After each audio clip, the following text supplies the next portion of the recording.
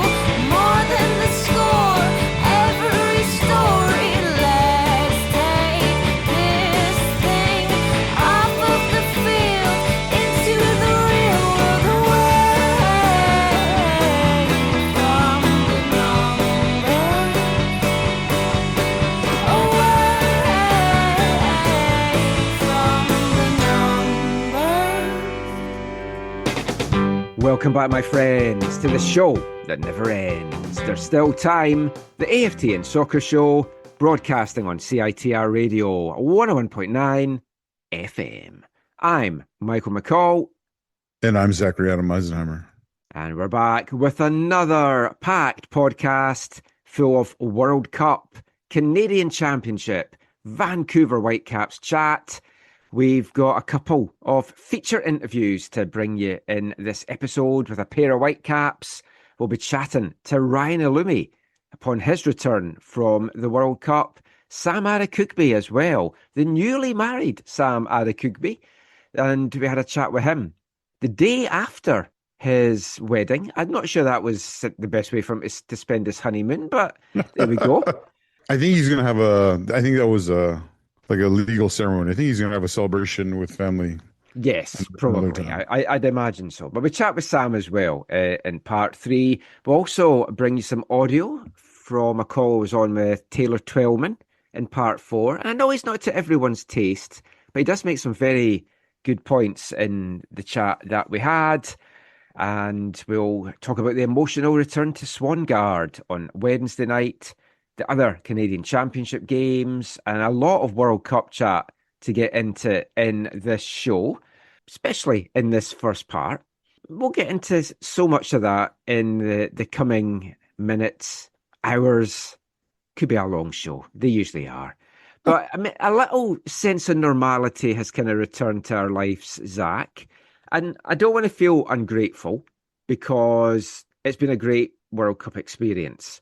I got to see 10 games in 4 different cities. It was exhausting, but it was exhilarating and everything I could have hoped for. What was your final game count in the end? Well, the tournament's not over, Michael, so we'll see what happens. No, I'm joking. I did 11 games in 5 cities. You've got to go one better than me.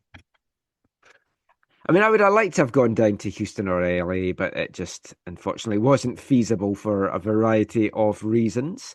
But yeah, I mean, has it felt odd that the travelling's over? 'Cause, like, you were also travelling because we mentioned you went on the last show.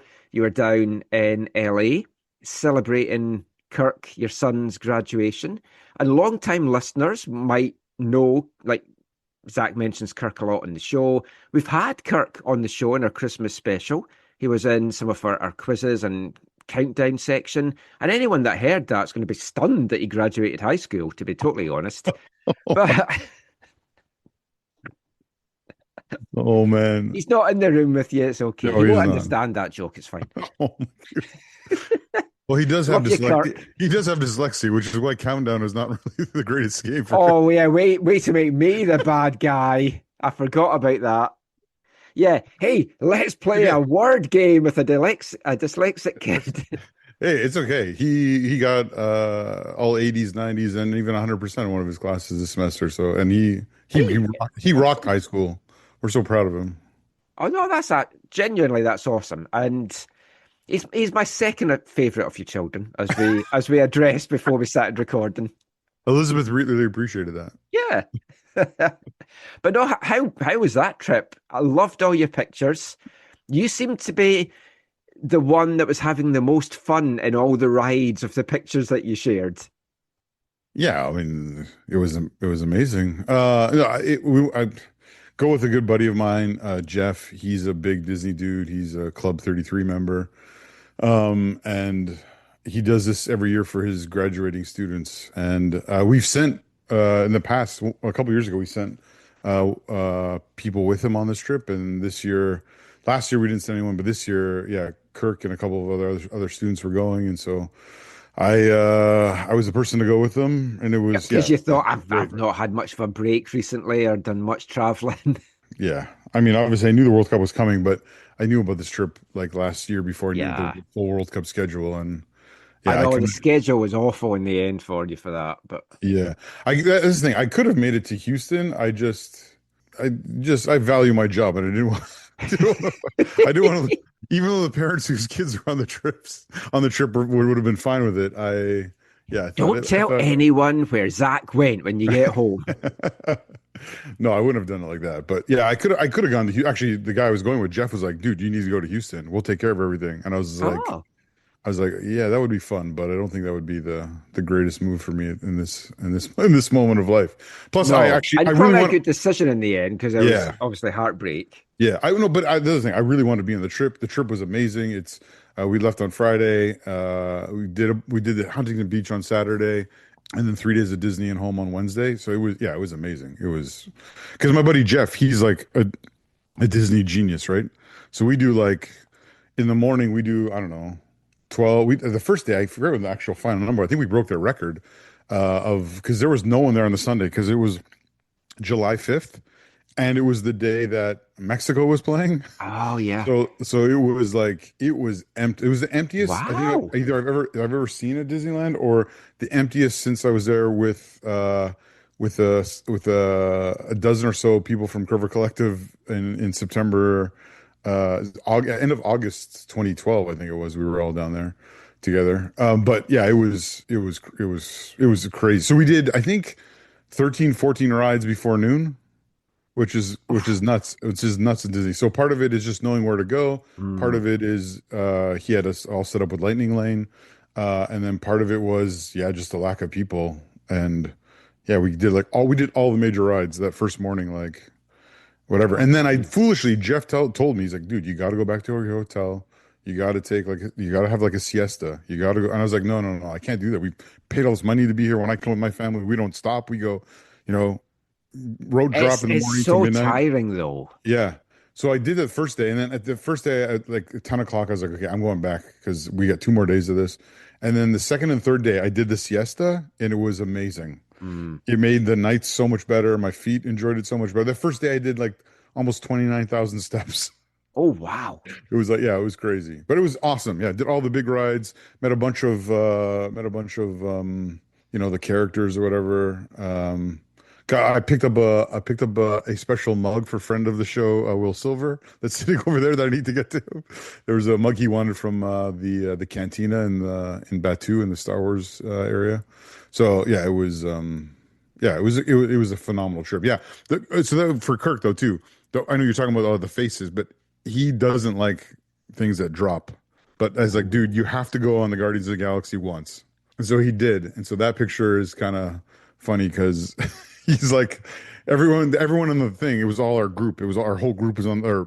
There was like 52 people in our group. So we filled the whole thing for that one. Like it was all our people. And so the agreement was, okay, when to take the picture, we're all going to pretend we're asleep. So Kirk's eyes are closed, but he's kind of like holding on for dear life, where everyone's kind of like. But I think the worst drop thing I'd ever been at was Canada Wonderland. I had a ride. I think it was Canada Wonderland. I had a ride called the Bat. Oh yeah, I've done that. Oh, it was awful. Well, you go in, then you go reverse and do it backwards. I thought it dropped you. I might be mixing this up with another thing. That's a different one. Right. Yeah. Anyways, it was an amazing trip. The only part of the trip that kind of I just wish could have been a little bit different is I wish we could have got home like 3 hours earlier, because then we could have made it to Swangard, or we could have made it to Willoughby Stadium for the Voyageurs Cups matches. But we'll talk about more of those, I guess, later. Yeah.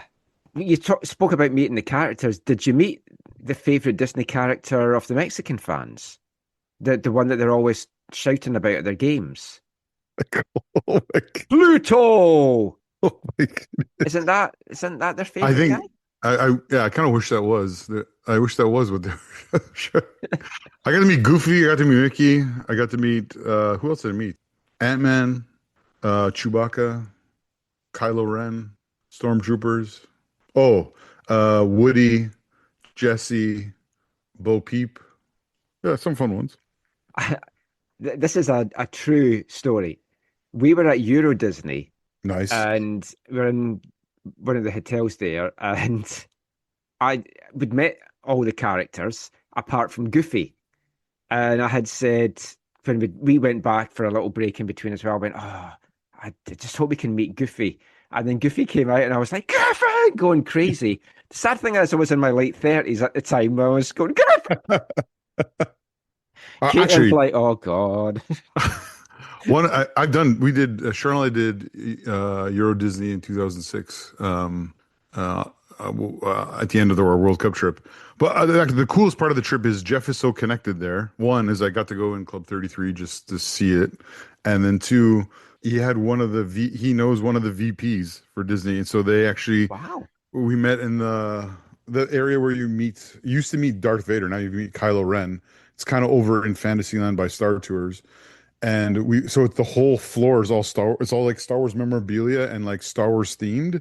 So we're in the Star Wars themed room, and this awesome lady comes in named Rachel. She comes in and she just speaks to the grads for, it was like, I think we were there for like an hour and a half, but she speaks and then she like just kind of encouraging them and kind of like, in this obviously massive transition in life for them, and giving them encouragement for the next chapter of their lives. And then also just took a bunch of questions. And so students were asking like kind of practical questions. Like some were like, if I wanted to work at Disney, is it possible as a Canadian? And what would that look like? Or how could I do it? Or whatever. And then some of them were like, if you found yourself in this type of situation, or have you found yourself in this type of situation? What did you do? And all that it was really great for the students. Like it was really, Cool. really, really encouraging. Yeah. I haven't been to any Disney park since 2012. I need to get back to one because, like, just talking about it there's a guy, I can't remember his name off the top of my head. I follow his YouTube channel. He goes every night and he live streams from the Disney park. I think it's Disneyland, and it's great. It's just like being there. So sometimes if we're flicking through at night and we see that's on YouTube, we just watch a little bit, see what he's in. But yeah, need to get back. Need to get down That's for an awesome. LAFC game as well. To be honest, I've not made that yet. Will and his wife Naomi were just at Euro Disney actually during the World Cup. If your friend Jeff's such a friend with the Disney VP, if he wants to sponsor the podcast, tell him to get in touch. This episode of the podcast is not officially sponsored by, but kind of feels like it is sponsored by. Oh no! Oh no! Oh yeah, beer. I haven't got mine yet. I think I'm gonna try and get one of those, even though I don't drink. I just want the mug. Well, if you follow on social media, I've seen I put out yesterday that I'd got that pack and the glass. It's the Thomas Muller. It's 5 bottles of Erdinger beer and a special Thomas Muller Legend glass, and he's in his Whitecaps shirt as well to make it extra special. They're limited edition. They're available in BC liquor stores. And after posting it, we're in double digits of the amount of people that said, "Oh, I saw you post and I went and got it." So Erdinger need to get a little sponsorship for the show, I think. So Thomas, if you're listening, have a chat with your buddies and get them to drop some sponsorship money our way. I went and bought a second pack today. Oh, because I live with a very clumsy woman. Did it already break? No, she hasn't broken this yet. But when I first met Caitlin and she moved in with me, that's a whole other podcast discussion. But when she moved in with me, I had a collection of 6 or 8 rare Hanna-Barbera glasses. One by one, she broke every glass, accidentally, she says. It was almost the end of the marriage, to be honest, when she broke my Daffy Duck one. Maybe she just didn't like this this part of your collection. I don't know, but she was washing up, and they just slipped out of her hand, all of them. So to be on the safe side, in case anything happens to this Thomas Mueller glass, I've got my second pack. Now, I don't really drink much anymore. I have the odd Guinness, the odd cider now and again. So I tried the Erdinger beer yesterday. Really enjoyed it. It was really nice, really smooth. I had a second glass today. Nice. So I actually really do recommend the beer. And Erdinger, if anyone has contacts or wants to get in touch with Erdinger, send them our way, because we are the only soccer show on Vancouver radio. Now, arguably, we're the only sports show on Vancouver radio now. That's crazy, eh? Yeah, I don't want to make light of this. No. But I do want to cover it, as I'm sure most folk listening to this will know, but there's going to be some folk outside of the Lower Mainland that have no idea. Vancouver used to have two sports stations, Team 1040, Sportsnet 650. Team 1040 shut down a few years ago. It left Sportsnet 650. They shuttered on, I think, Tuesday, the day of the Colombia-Switzerland game. In fact, it was because they also shuttered News 11:30, yeah. which is what I listened to regularly driving around the city. Yeah. And JJ Adams, we were talking to him, and he was listening to 11:30 in his drive into BC Place when it went dead. Was it in the middle of a show? What's that? Was it in the middle of a show, or did they say, hey, I'm signing off? No, they didn't say anything. The air just went dead. Wow. I know. Crazy. And I'll be honest, I'm not a fan of Sportsnet 650 because it wasn't for me. Now, you can say it was sports radio. It was, but it was basically ice hockey radio. It was constant Canucks talk. There were little bits here and there of some soccer chat and some other sports, Canadians and stuff as well. The Lions a little bit, but it was mostly hockey. And for that reason, I didn't listen to it. I listen to podcasts in the car. When I'm back in Scotland, I love listening to sports radio, and that's what I have on in the car all the time, because it's talking about football, and that's what I want to listen to. Exactly. I used to listen to the team back in the day, especially when Pete had the show. Yes, that I listened to a lot. That got me into certain things. I know, and obviously, we know people who, like, Tyler was involved there and stuff, whatever. Yeah. But after that show, then, I don't know if I ever listened to 650, except for, did Perry have a show for a while? Possibly. But anyways. There was a pitch to them at one point of a football show, and I was going to be a regular contributor on it, but it never came to anything in the end. But so I might never have listened to 650.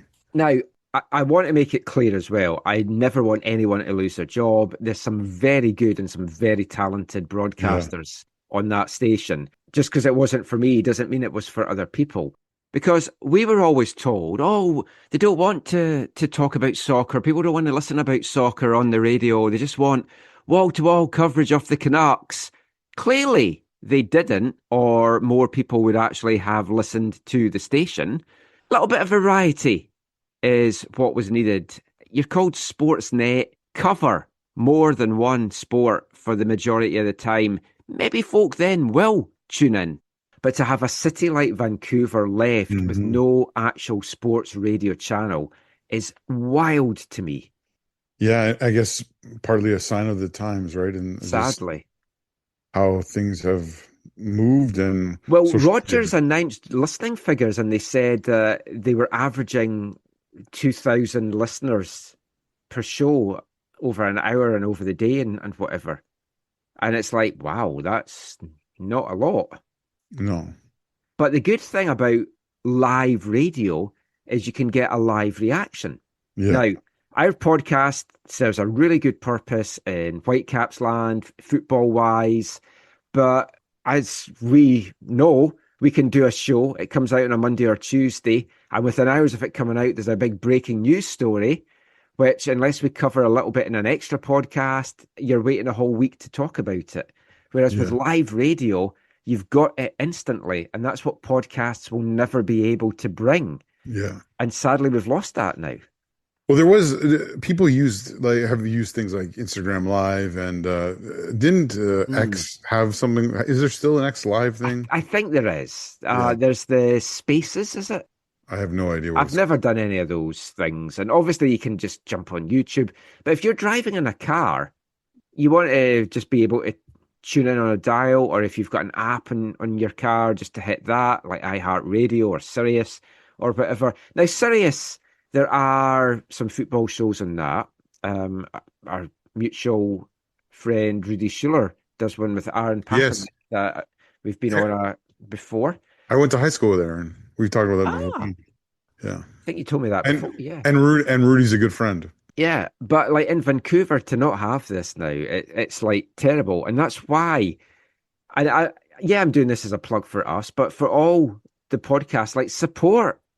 If you're a Whitecaps fan, support us. Support Terminal City Podcast, Northern Football. Go and check out all these other podcasts.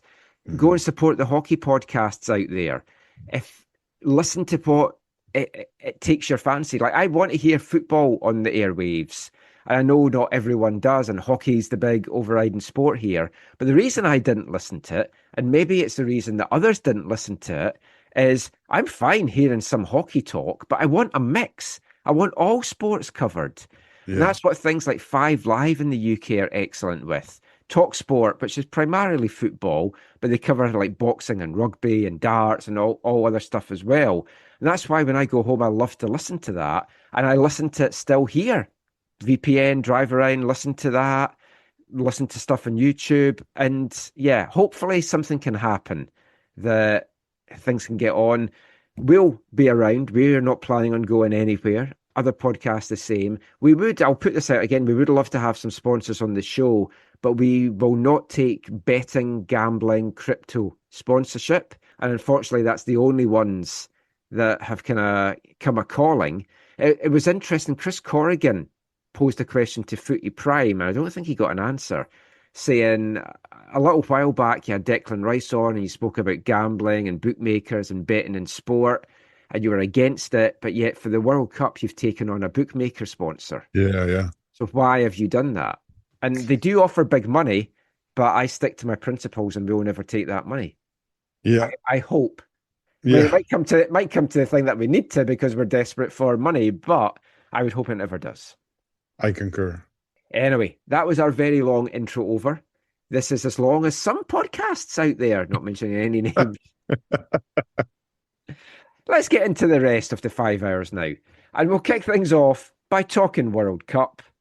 It is a weird feeling that a tournament that we were lucky to be at, as we talked about, went to multiple cities, got to see it in our hometown.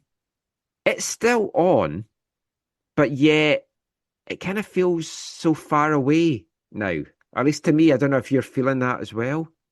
Yeah, I mean, it does, I think, for multiple, or it has and does for multiple reasons. Some of them we'll talk about in other parts. Mm-hmm. But yeah, I think once there's no games, once there's been, no games here, no games I know I'm traveling to or whatever, and Canada's out and Germany's out and all of the, Switzerland and Austria and Norway are out, kind of the countries I cared about. Mm-hmm. Yeah, it does feel, Feels like a different tournament. Yeah. It just feels like any other tournament that you watch on TV, whereas when you were part of it, mm-hmm. it felt you were part of it. And I'll be honest, Tuesday's match, BC Place, between Switzerland and Colombia, wasn't the best game of football. I was posting in our Whitecaps WhatsApp chat because we were all scattered around the press box. None of us were sitting together. Oh, actually, I was beside her, but the rest of us were all scattered around. I was like, I so hope this goes to extra time and penalties because I've never seen a World Cup shootout. I wanted the whole experience, but I also just didn't want it to end. And folk like Manuel Veth were like, I just want this to end. It's a terrible game of football. And I was like, no, this needs to go the whole way. I'd have liked it to have gone the whole way with goals, but I found it very emotional at the end. And I was speaking to Gemma from Canadian Press as well, and so did she. It was just, you knew at the end, that's it. You're leaving the stadium, that's it. You've seen your last World Cup game in Vancouver. And it was very emotional. And Gemma said she didn't, because she travels all over for her job. She's been at Stanley Cup games and everything. And she said she didn't expect to find it as emotional as she found it either. And I don't know how you felt when you knew that you were at your last game of the tournament. Yeah, I mean, the problem for me was it was most likely my last game of the tournament, right? There was always the chance that I could see Canada again. Mm. So, yeah, my last game was, what was it? It would have been Canada at BC Place. No. Not Canada, sorry, Switzerland, Algeria at BC Place. Yeah, yeah. Yeah. Yeah, so going into that one, again, the odds were against Canada against Morocco, so I was pretty sure it was my last game, but if Canada had Oh, of done course, this because there, you had the supporters tickets. yeah. Yeah, So for I all would the way have to the final. I would have gone to Boston for sure. Mm. I'd have been nice because since I was there, just to get your views on everything as well. I mean, if we talked a little bit about this, or I did in the last show, you weren't on. And like next show, once it's all wrapped up, we'll kind of give our thoughts on our favourite games and players and the moments of the tournament, the good, the bad, and the ugly, although the ugly we'll talk about in this show. Huh. If we look at Vancouver as a whole city, because you were at 5 cities, I was at 4. I was on CBC Radio on Friday, and they asked for my thoughts on Vancouver as a whole city. And I said, genuinely, with no Vancouver Homer glasses on, from what I experienced, fan fests, stadium experiences, I hadn't actually had a chance to go and explore the in-stadium fan experience until the last game between Colombia and Switzerland. So I went down into the concourse, out into the open area, and there was just so much variety, so much food trucks, an amazing atmosphere, an amazing vibe. And I'm not just saying that because it was full of absolutely gorgeous Colombian girls. I think I might need to learn Spanish and move to Colombia, but just everything was better than any of the other stadium experiences that I saw as well. Getting to the games, Vancouver for me was the best city by a mile, followed by Seattle.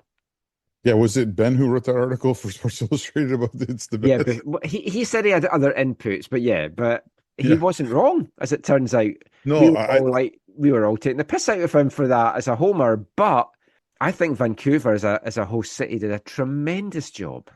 Yeah, I think the city can be really, really proud, and I think it was great to see how the tournament was not just meaningful for those who had a ticket and were going to the game, but like you said, it was great for all the nations to be able to have their marches again for their fans who weren't able to get in. They can march to the stadium with in their colors and then go off to wherever they were going. I still haven't made it to the P&E. No, I was talking to Caitlin about this. If they're showing the third, fourth place game, because I don't give a shit about that, I might go that day just to wander about and kind of take all the atmosphere in. Yeah, that's Saturday, right? Yeah. Yeah.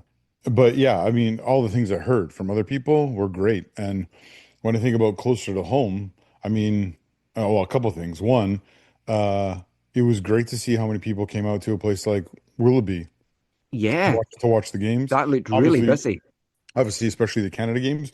But even here, Mike, out in Abbotsford, there was tons of like in the community. I spend a lot of time in the church community. It was funny for me to see how many churches are like, "Oh, come watch the game. We're going to put it on our big screen."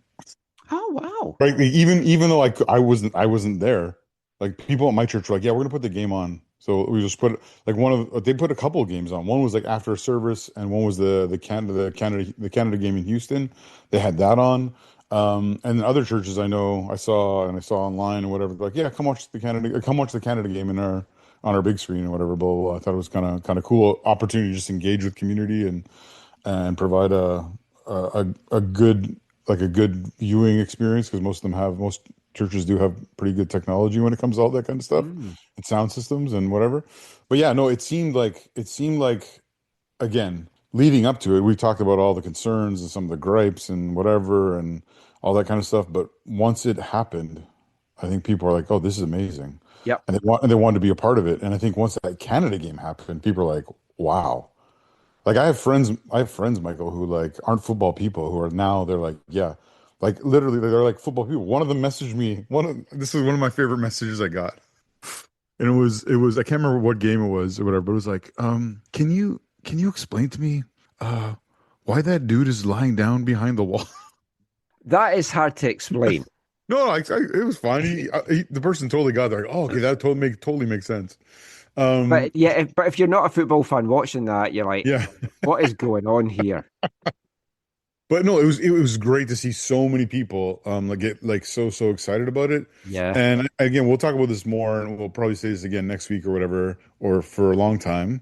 But there's I think lots of people who a longer list of people that are not owed appreciation, but I would like to give appreciation to.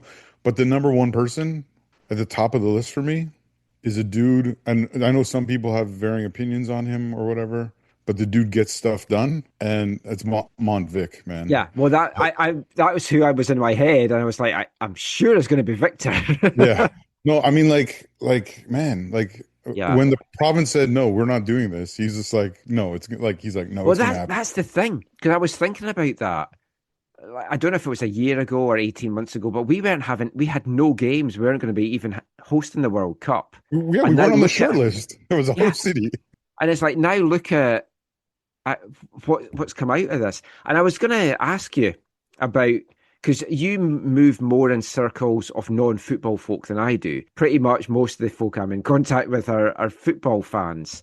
So it's hard for me to gauge properly how much impact it's had on non-football people. But like even Caitlin, who's got no interest really in football, has kind of taken some bits in and watched some stuff and asked me stuff. And I shared a meme with her that I saw on Instagram that was funny, which is like it's two people at work and one person's talking to somebody that doesn't know about football but has a little bit of football knowledge and then shares that. And then the other person comes back with more football knowledge, and the first person's like, I've made a mistake here. I'm in over my head. Yeah.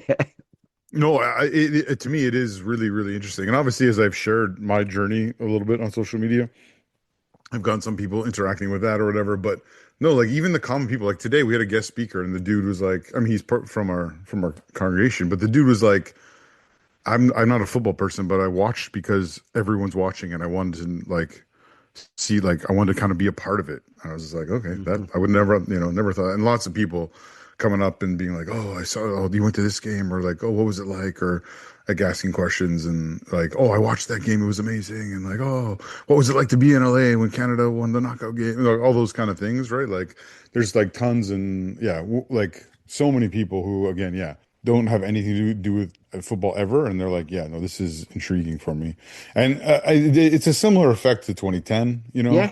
but on a when it's a razor focused singular sport that is so captivating around the entire globe, it feels bigger. It might not be bigger, but it feels No, well, see, this is the thing. Like we've said before, we're not interested in the Vancouver Toronto pissing matches. No. Both cities did a great job. Oh yeah. Both cities deserve to host games. Our stadium here is bigger. That's why we got an extra game. And if Toronto Stadium was bigger, I'm sure they would have got an extra game than us. Yeah. And you'd be like, well, that makes sense. So again, so in this regard, I'm not interested in, what was bigger, the 2010 Olympics people against the 2026 World Cup people, because everyone's going to have their side. The hockey folks always going to think the Olympics was bigger. But I loved the Winter Olympics. I was a volunteer at it. I had a great time. I went to loads of events, saw sports I would never have watched. Up a mountain, watching snowboarding, loved it, didn't understand it, read about it, got into it. I think people here forget how few countries really, really give a toss about the Winter Olympics. Yeah. And because hockey's so big here and winter sports is so big here, folk get caught up with it. But there's countries in Europe that couldn't give a shit about the Winter Olympics. Summer Olympics is a whole different thing. If we hosted the Summer Olympics, I think that's a fair comparison to the World Cup. More so, in terms of how many sports, but how many people are watching around the world. And like we've talked about this on the show, the Trion de Ball at Science World, it's such an iconic picture, and it's in all the World Cup footage that you see. And I think a good thing about it at the Fan Fest, at Granville in particular, there's not been incidents of fighting. There's been some drunk folk. There's been a couple of isolated fights that you always get with drunk people around. But on the whole, there's been no trouble. Speaking to somebody that I know with police connections, the police are delighted with the fans. They've all mingled. It's all been friendly. Teams have lost. Their fans are still friendly. Yeah. I don't know if you saw the Moroccan fans in London. Yeah, I heard. Delighted after they got put out. And it's like, wow. In Morocco, no. But in London, yeah, for some reason. And you have to think other instigators in there. But here, there's not been any trouble. And I think that's been a big part of the feel-good buzz. It has been just so friendly. And the question is, like, does the buzz remain now that there's no more games here? Now that Canada's not in the competition anymore? And I think it is so far, and I think it will be because of the 4 teams that's left. It's not great to me to have the top 4 in the world in it. I know folk will be like, oh, we've got the 4 best countries in the world, but yeah, but there is interest in those countries. So I think the buzz remains in Vancouver. Yeah, I mean, the top 4 is kind of, I don't know, it's so predictable. It's not even funny anymore. Like when FIFA did the thing of, hey, we're going to fix this, the seeding. Yeah, so the top 4 can't meet until the semifinals. No one should be surprised that the top 4 are in the semifinals, right? Like it's yes, but I would say none of them had it easy along the way, and we'll talk as to maybe why in a few minutes. Yeah, but that doesn't matter, Michael. Like there should be, I don't know. It feels a little like they're already seeded as pot A teams. Yes. Or like yeah. I know. I understand the arguments for it. I just think it's not the best competition wise, and I think that I mean, there's like other reasons why it's frustrating, which we'll get into, but Well, yeah. I mean, FIFA try and mix it up, though. They have like their wild card that they play, like giving El Salvadorian referee Ivan Barton the semi-final between France and Spain. We might get another hardcore techno track out of it. Yeah. Again. Well, yeah, but we know CONCACAF referees are some of the best in the business. I mean, no one should be surprised that Panama's in the final next Sunday. Oh, my. After Spain and France get kicked out of the tournament somehow. Calling it now, Argentina, Panama. Panama will get their first goal of the tournament, and then it'll get chopped off. But Michael, you mispronounced that. Please, for the rest of the podcast, if you could use the correct pronunciation that our good friend Eric passed on to us. It's Vargentina. Vargentina. Well, we all know that FIFA now stands for Fixed It for Argentina. That's the other thing that's doing the rounds. Before we get into that, last thing I just want to say about Vancouver, and this isn't anything to do with Canada having to play their knockout games outside of Canada. We touched on that before as to why. But for this to truly have been a 3-country hosting tournament, Canada and Mexico should both have had a quarterfinal match here. And I know it was all agreed beforehand, etc., etc. Yeah. But for it really to feel like a true 3-country hosting, all 3 hosts should have had at least one quarterfinal. I understand if both semis and the final were in the US, totally fine. But there's nothing that Canada and Mexico should have had a quarterfinal. Do you think that would have been the case if the tournament was, or I can't remember, when did the switch from 32 to 48 happen? I don't know, but 64 is now coming for 2030. It's a lot of talk today about that. The first half of the tournament will be played in South America, second half in Europe and North Africa. Well, see, originally, Paraguay, Argentina, Uruguay were going to play one game, which is crazy. There, and then it was going to switch to Spain, Portugal, Morocco.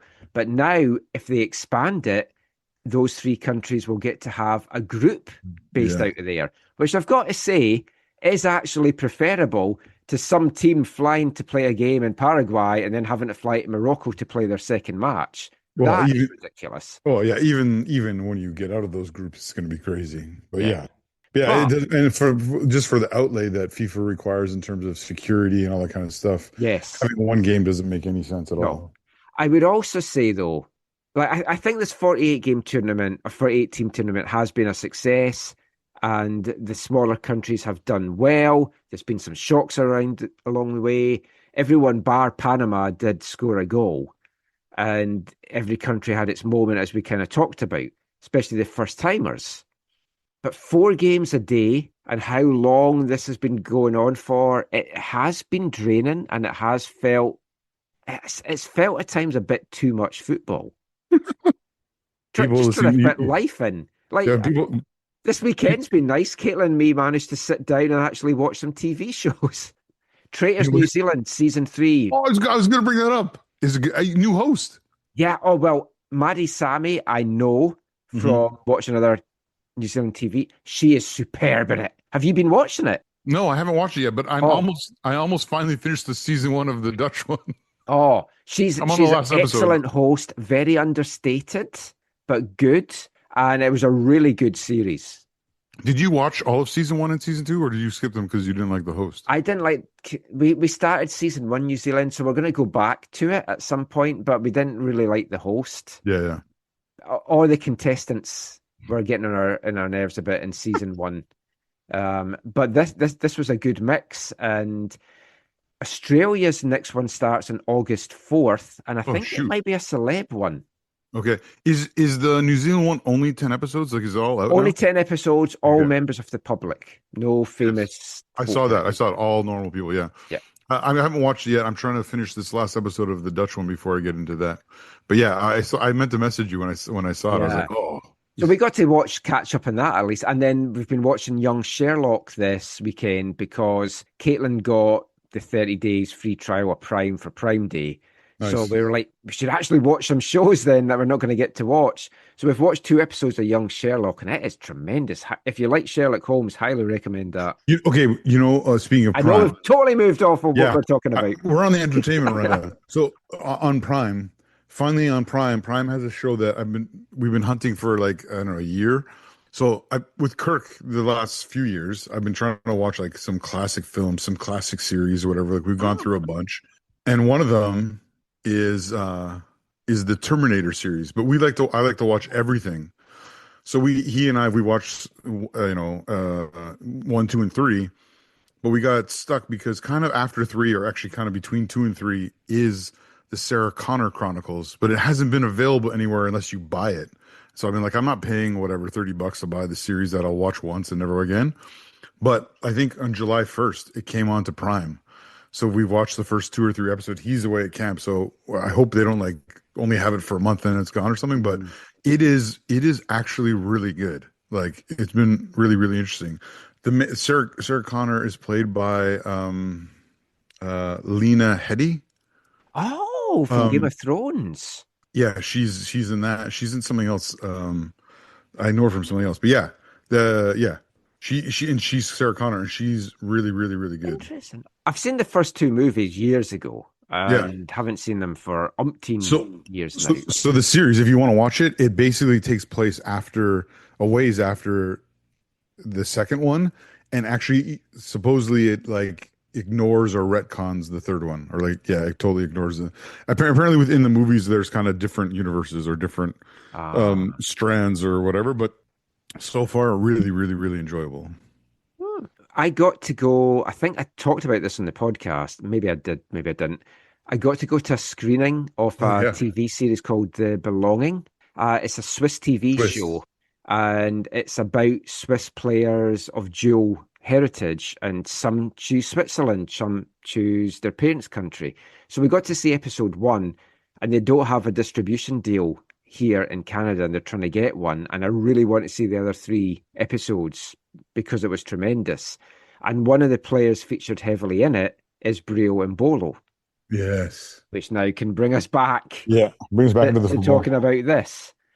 I mean, I mentioned about the good, the bad, and the ugly of the tournament, and we'll talk about a lot of the good next week and some of the bad, but the real ugly stuff I kind of want to get talking about now. Hopefully there's not more to talk about next week as well. But Jonathan Wilson, who's a respected English journalist, he wrote a great article in The Guardian this weekend about integrity and trust in sport. And he kind of set it up and he talked about some things that had happened at this tournament, the good things. if that was in a movie, I'm not watching that. That sounds like a far-fetched movie. Why would I want to do that? But it's real life and it's real sport and drama happens. And the point that he was making was people watch sport because it's real. Like, wrestling's fake. You watch that because it's sports entertainment. But you watch sport, and this is the argument I always say to Caitlin as to why I love sports so much. It's real. It's real drama playing out live in front of your eyes. Yep. And it's not scripted. Yep. And it's not predetermined. And as soon as any element of doubt starts to creep in that, maybe this is predetermined or there's a kind of script that they're following, you lose all trust in that sport. And that is kind of how this World Cup has now developed. Yeah. In that people are questioning everything. And it all comes from something I touched on last time, but now we've got you, we can talk about it more. I'm putting on a tinfoil hat, and I hate that because I hate conspiracy theories and looking at, this is the fix, it's rigged. But it's becoming harder and harder not to have these thoughts. But that's the thing, Michael. I don't think you have to put on a tinfoil hat to raise concerns about the numerous instances where it appears as though calls or decisions have gone the way of predominant teams and or players. Yeah, the big names, the big players, big teams.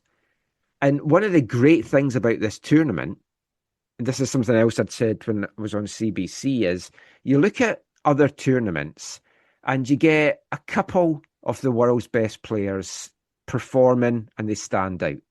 This tournament, so many of the top players in the world have risen to the occasion and have scored, have produced great saves, great tackles. You look at the Golden Boot race, it is crazy. It's all the big names that's up there. But it's kind of what you want to see these top guys performing at the top level. But again, it isn't a 48-team World Cup. There's an extra game. The level of competition, although it's been good, is not the same as some of the old tournaments. Yeah. And then if you dilute it further to 64, what are you looking at as well?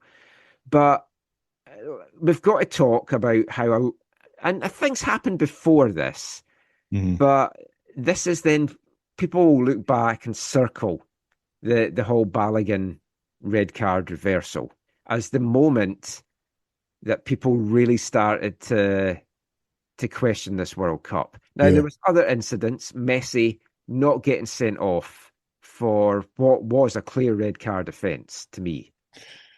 Yeah, you have to rewind further than that, Michael. It's the was it 2-match suspension for Cristiano Ronaldo that got waived for the beginning of the tournament? Too little outrage from UEFA. Yeah, we will note. Yeah, because we talked about it at the time and we said how ridiculous it was and the bad precedent it sent, not knowing what was to come. Yeah, so I think that's the first one. And again, you and I, as far as I remember about you, but I think we're on the same page, and neither of us are Messi or Ronaldo fans, or I admire what they've done. Oh yeah, I fully admit they're two of the best players to ever have played the game.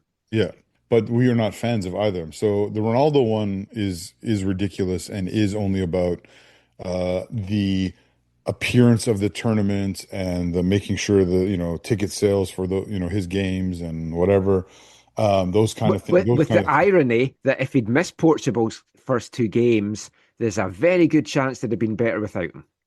That's a very valid perspective, very valid argument. But yeah, to me, Michael, it wasn't just the red card against Messi. It was the red card against Messi, and then in the next game against Austria, a record-setting goal absolutely, undeniably needs to be called back for a foul and isn't. Because it's Messi, because it's a historic goal. And then you fast forward in the tournament, and almost the same thing happens to Argentina. They get scored on. Oh no, the foul earlier in the play gets called. Yeah. Then you fast forward a little bit further, and there's an almost identical foul in Argentina's build-up for the winner. Yes. But that isn't reviewed. And Yeah. no wonder the Egyptian bench lost it, and the coach afterwards saying it's rigged, and it's the same incident. Yeah. Yeah. And yeah, it was a stunning comeback. It was 2-0 to Egypt. I was like, because I was going down to BC Place for the game, and I was like, right, I think I can take the dog out quickly, get her down to the park. I was less than 10 minutes, and it was 2-2. Yeah. And I was like, oh man, what have I missed here? Quickly put it back, watched it. And then it was a stunning comeback. And it's the kind of comeback performance that champions find a way to win. And I'll say that. But then you question the other things around that. Yeah. And Egypt have a great case to find fault in it. Go back the previous round, Cape Verde were giving them a hard time. Yeah. And then it's like, oh, all of a sudden Argentina find that way again with a little bit of help.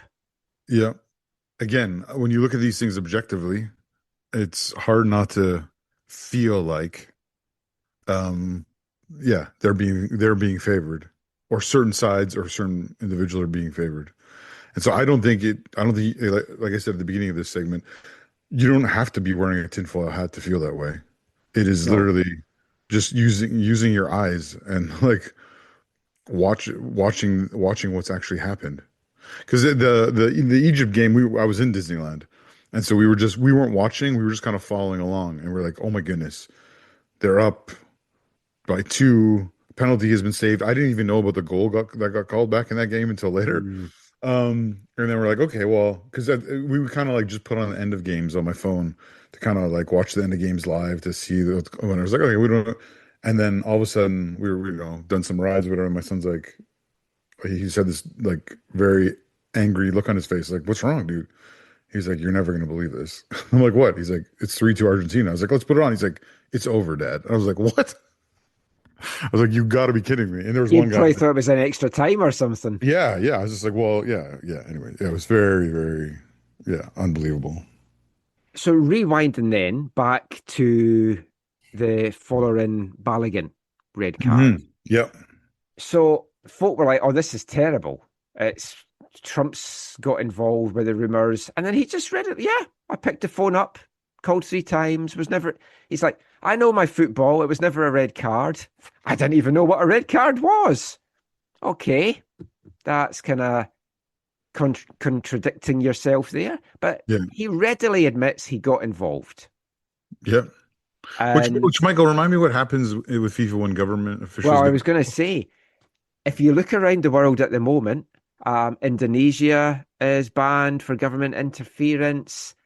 China's been banned for government interference. African countries in the past have and are banned for government interference. This is government interference. But FIFA said, no, it wasn't.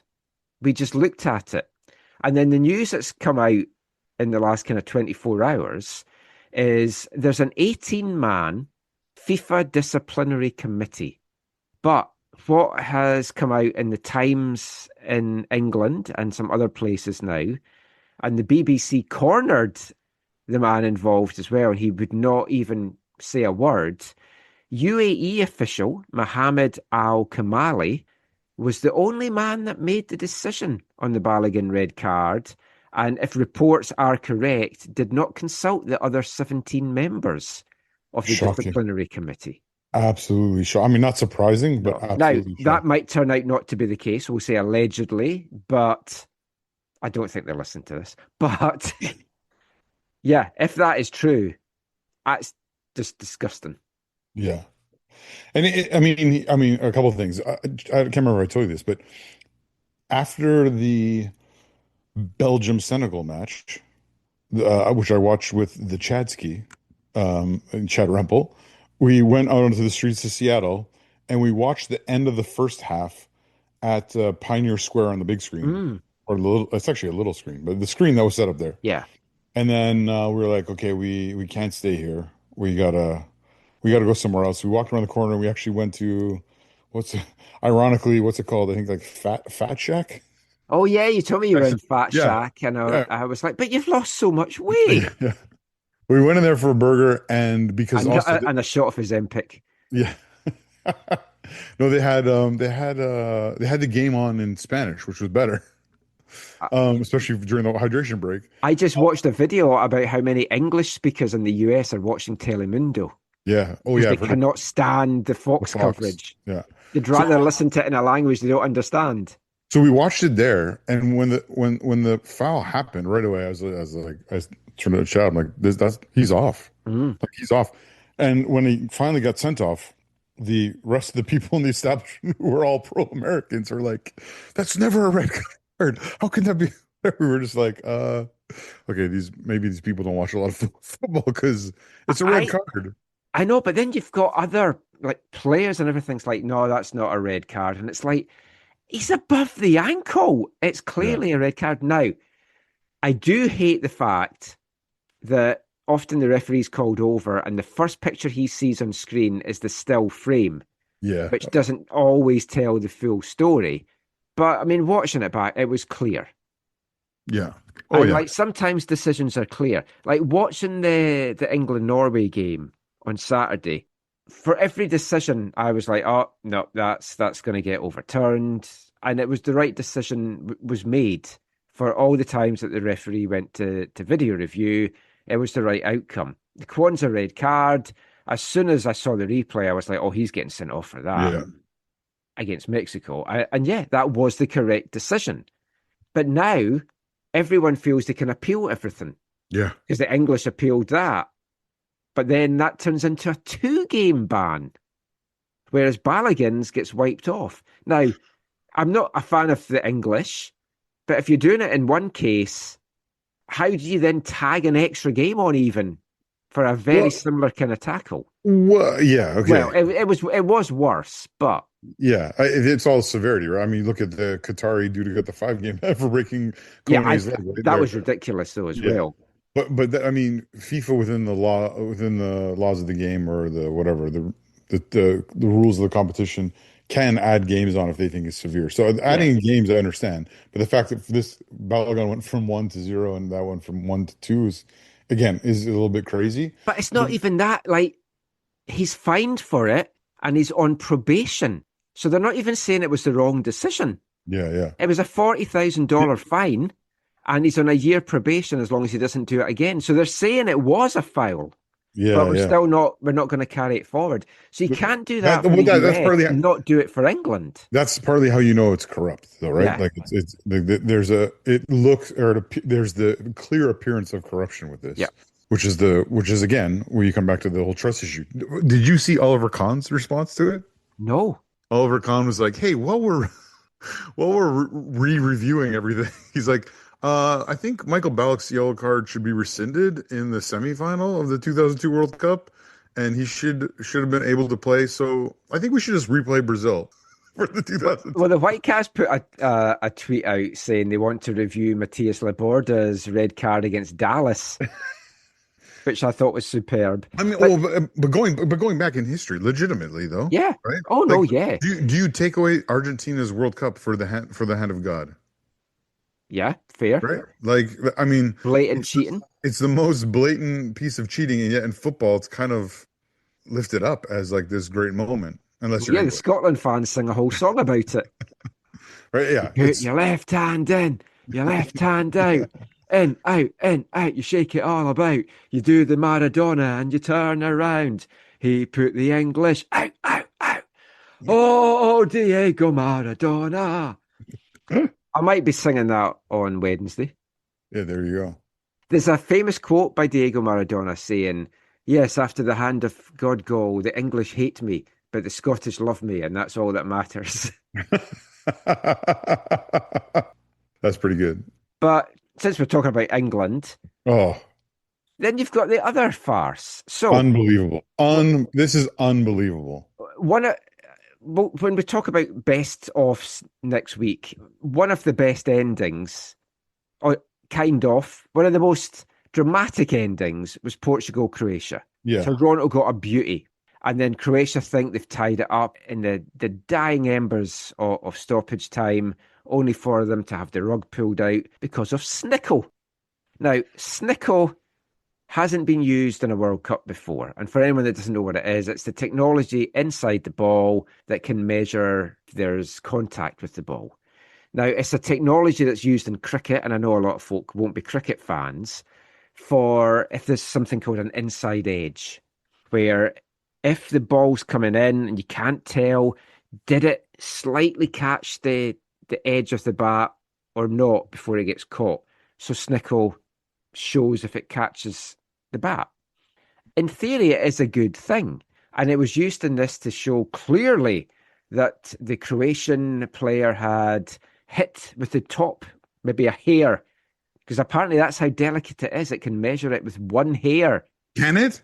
That's what FIFA said. Yeah, that's what they said on one day. Yeah. So it showed clear contact, and they released the video of the Snickle to show that. Okay. Can I tell you how I experienced that?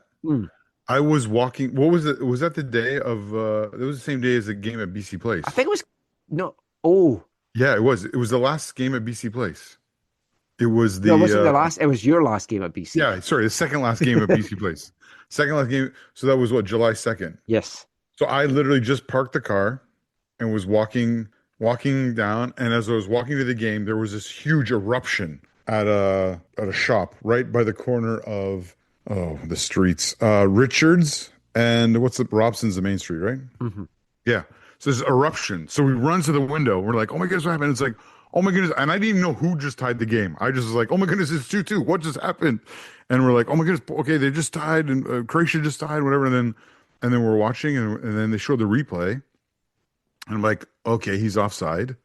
Oh, shoot, he's offside. And then they showed it again. I'm like, no, the defender goes in and plays it. And I totally disagree with. I say he played it as well. Exactly, because he is. I get the laws of the game, and if you watch that nice referee on Instagram who breaks things down, I understand. Like, look, the closeness of the deflection to him, and blah blah blah, whatever. None of that matters. No, the dude is trying to play the ball. And he does play the ball, therefore he's played the guy on side, in my opinion. Yeah, because he tried to duck away from it. You're defending a ball coming in the last seconds of a World Cup game that you're winning. Why would you be ducking? Yeah, he's not ducking. He's trying to play the ball. Yeah. And to me, it's a wrong interpretation of the law, and they get it wrong, but they can justify it because of this Snicko thing or whatever. They can justify it. But again, even that one to me, Michael, felt like, okay, we have a way that we can keep get through the team going. And the player that we would rather have keep going, we can get them through. And it was, and I might be wrong on that. That's just how I'm feeling. I'm not, I'm not making an accusation. I'm just that's how I perceived it in the moment. But it really, really, really doesn't help things. No, with this situation with England. Because when they showed the Snickle thing, I was like, oh, well, fair enough. I mean, it must be right because that's what it's showing. But then the England-Norway game, and I'm not doing this from a Scottish point of view. I would have this same feeling no matter what team was involved, although it would be hilarious if it had been against England. I will admit that. But England's equalising goal, the Norwegian keeper kicks the ball out and it hits the cable of the spider cam. And you can see from the video the change of direction of the ball. And Swiss players have said that were on the bench, well, we just saw it fall from the sky. So it clearly hit something. And the game should have been stopped. But then England get the ball, go in, score. It's all tied up right before halftime, and it changes the whole momentum of the game. Yeah. Now, the ball drops to Gordon. Gordon gets it. He goes in, plays in Bellingham. And Bellingham scores a very nice move, nice finish. Okay. When you watch it, you can clearly see there's a change of direction. Two, when a keeper makes an error, Michael, right? When a keeper, you and I have watched football for years. When a keeper kicks a ball and they don't kick it well or properly or miss hit it or whatever, you can tell. You can tell. You can see it in their body language right away. And that's not what happened on this play. And right away, the keeper's like, it hit the thing. You have to call this back. it hit the thing. And it was, to me, it wasn't just him like, oh, I have a way out of this, my error. And when you watch that kick, it's not even like a miss, like if it, like it's not even a missed kick. Like you can totally tell. There's not like, you can't justify this in any way, No. shape, or form. And But so for FIFA then to FIFA come out and say that, have, yeah, because they've said, we've checked the Tell the story. snickle and there's contact, but we're not releasing the video to show. Sorry, we've checked the snickle and there's no contact, but we're not releasing the video to show that. So as soon as you don't release the video, whereas you did release it for Portugal, of course folk are going to think it's corrupt. yeah, it's shock. It is absolutely shocking the way that happened, because if that goal doesn't happen, potentially that's a 1-0 victory for Norway. We don't even have to talk about Norway's goal being called back for Anderson's embellishment of a jostling in the box that happens on every corner kick. Yeah, right? But I mean, as soon as I saw it live, and when it went in, I went, same. Yay! I said to Kirk right away, and I said to Caitlin, yeah, it's getting called back. I didn't even I need said to Kirk, they're replay. going to call this back. But if you've seen it, if you watched it back, Michael, because on the corner kick before that or whatever, Holland goes to the ref and says, "This guy's holding on to me. I can't move." Oh no! Yeah, if you watch, I think it's the corner kick right before. The Anderson's all over him, and he even says to the ref, "I can't move. This guy's all over me." And so the ref does nothing or whatever, and so he just pushes him. I understand why that's called back, but I don't understand how you can justify not calling back the Bellingham goal, which I believe would have seen Roy win that game. So congratulations to England, but you cannot say that you won that game you cannot say you won that game deservingly or within the spirit of the laws of the game, in my opinion. Just on that game, you have seen. And I know there's people listening. Yeah, I know there's people listening to this who are like gonna hate. Well, they know you don't like England. I think they know I'm not an English fan. Who are just say, "Oh, we're biased" or whatever. But like, if you objectively look at this, just think if that was your team or your club or whatever, there's no way you would stand for that goal being given. No, but you're just happy for your boy Harry. No, I'm not. Don't get me started. Everyone who listens to this podcast, no, I do not like him. I wish he was not on my football club. I don't care how many goals he scored. Oh, is there breaking news? What's going on? The look on your face. Oh no, I'll tell you after. Okay. It's not football related. Well, it is and it isn't. On the England game, the post-game interviews where Tuchel was like rightly called the team out, and then Bellingham's like, yeah, he doesn't know what it's like to play in this. And then, of course, the English press are lapping it up, backing the players and kind of attacking the German coach that's guided them to a semi-final. But then he clarified in the off the field, But they just love to build up that kind of stuff, which is. But they also kept on asking him about the mentality. He's like, "Shut up about the mentality. Like you saw the mentality. We won the game. Yeah, the mentality was go until we win. Like, which as much as I don't like Tuchel, I can agree with him on like that wasn't. I don't think the mentality had anything to do with the overall poor performance. But the whole spider cam thing turned out not to even be the most controversial thing of those semi-finals on Saturday. Because we had the Swiss Argentina game, just to finish off these moans on Argentina again. To me, it was more controversial personally because it even more directly impacted the results. Oh yeah, I definitely think it was. Now, first thing I will say is Breel and Bolo. It was a dive. It was a stupid thing to do.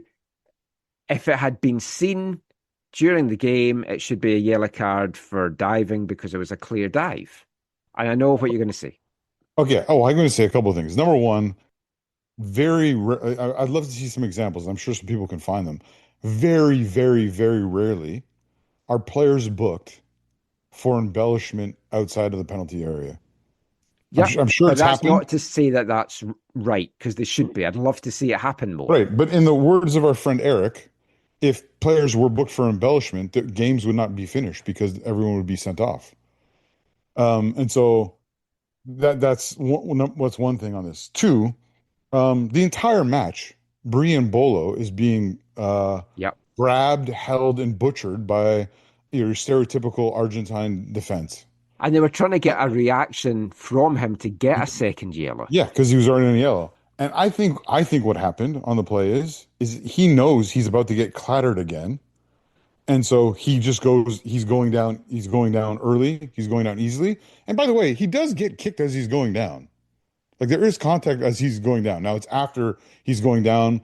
I would argue that, from my memory of it, that even if he'd stood on his feet, he would have got clattered there. So Yeah. I think I understand why I understand why it's given, although we will talk about the mechanics of it all in a minute. I understand why it's given. I think it's harsh. And again, if that's like, I don't know, the diminutive number 10 on the other team, there's no way that happens.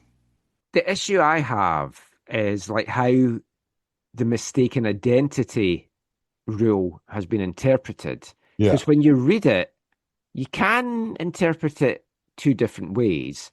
But this kind of incident where a player's been booked and then they get a yellow card and then the video review says no, mistaken identity, and then they reverse it and they book the other player, happened in US Paraguay with Tim Ream. Right, because you would say the correct interpretation of that rule should be like, I'm trying to think of players. Moise Bombito, you don't get the yellow card. That was Derek Cornelius. You get the yellow card, right? Yes. But the two ways it's been used in this tournament is like, oh, wait, the referee, got it wrong. I saw the play wrong, and it's actually not the defending team, it's the attacking team that's getting booked, which is a different way to interpret that law. Because as it reads to me, is it's either to totally rescind a yellow card, or it's to then say, oh, wrong player, you get the yellow card. I don't read it that you can then give it against the other team. Yeah. Now, Mbolo obviously doesn't help himself because it looks like it's a blatant dive, but Yeah. I don't think that is how that should have been refereed in that case. And I think that is what the Swiss were then so angry about. And of course, it does look like, well, Argentina were winning. The Swiss were then tremendous in the second half, deservedly got back on level terms, looked the team most likely to win. Yeah. Yeah, we need to do something about that. And again, you hope that hasn't been the case. And I don't blame the referee here in a way, because he's called over. And once you're called over, you're questioning, oh, well, this must be the right interpretation of this. Yeah, he's dived, I'll do this. If I'm not wrong, at least if this is the correct referee, at least he didn't make 3 handball calls in the wrong way in this game. Yeah.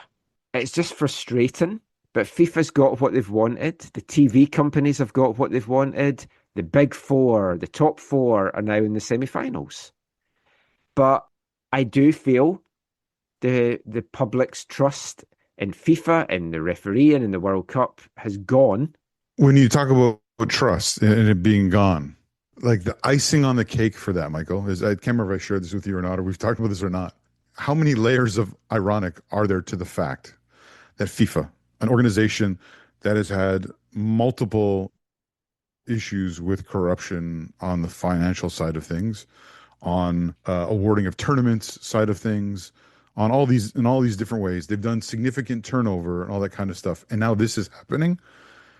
And one of the most awkward yet damning quotes I saw in all of this was, of all people, Sepp Blatter, yes, coming out and saying, this is wrong, the way they're handling this, what they've done here is, I can't remember what the language he used. I don't think he used the C word for corrupt, but he said, he was saying they're bringing the game into disrepute. How ironic is that when Sepp Blatter is calling out Infantino and FIFA? I'm liking a tweet by Sepp Blatter here. Yeah. That's just like peak irony. I was watching an Australian World Cup show called Cup Fever that's on SBS down in Australia, and they were talking about this, and they were like, I mean, the way that FIFA's been, we need to have football run with an organisation with more integrity, like Hezbollah. Oh my! But we've seen great games, great goals, great crowds, great atmospheres, great individual performances. Is this tournament, though, only going to be remembered now for all these bad things? Again, to me, it's interesting, Michael, to see if for the kind of not, coming into it, not, super passionate football fan. I think for those people, it will be. But for the new people who are like, hey, yeah, tell me about this lying down behind the wall part. I think for some of them, they might not even feel all of this. You know what I mean? They'll just They're think just it's enjoying, like, normal. oh, yeah. They're like, oh, I knew the sport was dramatic Mm. or whatever. Or they don't understand maybe all the ins and outs of the laws or whatever. And so, but I mean, for you and I think it will always be, there'll always be a little bit of taint on it. Yeah. I genuinely don't care who wins it now, as long as it's not England. But I guess I'm kind of all in on France, just because Yeah, they're playing some lovely stuff. it feels awkward to say that, but I have to Yeah. agree with you at this moment that probably the least frustrating country to see win would be France because I have massive issues with the other three. Yeah, fair. But we're going to turn our attention to the club game in the next part. I know that was a long part one. The other ones won't be as long, don't worry. But we'll be back talking Whitecaps and Canadian Championship after the first of 3 C86 songs this episode. Hi, I'm Brian White, and you're listening to the AFTN Soccer Show. Because I don't know why you don't care. You say the sun don't shine, but it won't there. Look my stars and look my day. I'm gonna take my money and walk away. The old man looking to the book I said they might have known me and want to leave alone. But when my sisters get a grip on me, they're gonna take my head and spin it from me. Because I don't know why I say a prayer. The rain don't stop and I don't care. Turn my ignorance into bliss. I got a great big future and sounds like this. You just saw watching the world go by. You know that I'm right. Yeah.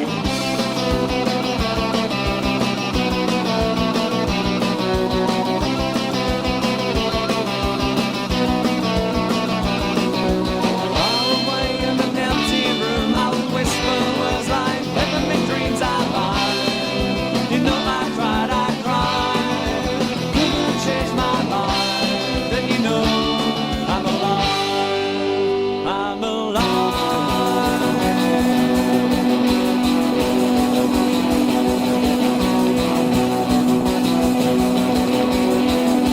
Because I don't know why I say a prayer. If the rain don't stop, then I don't care. Turn my ignorance into bliss. I got a great big future and sounds like this.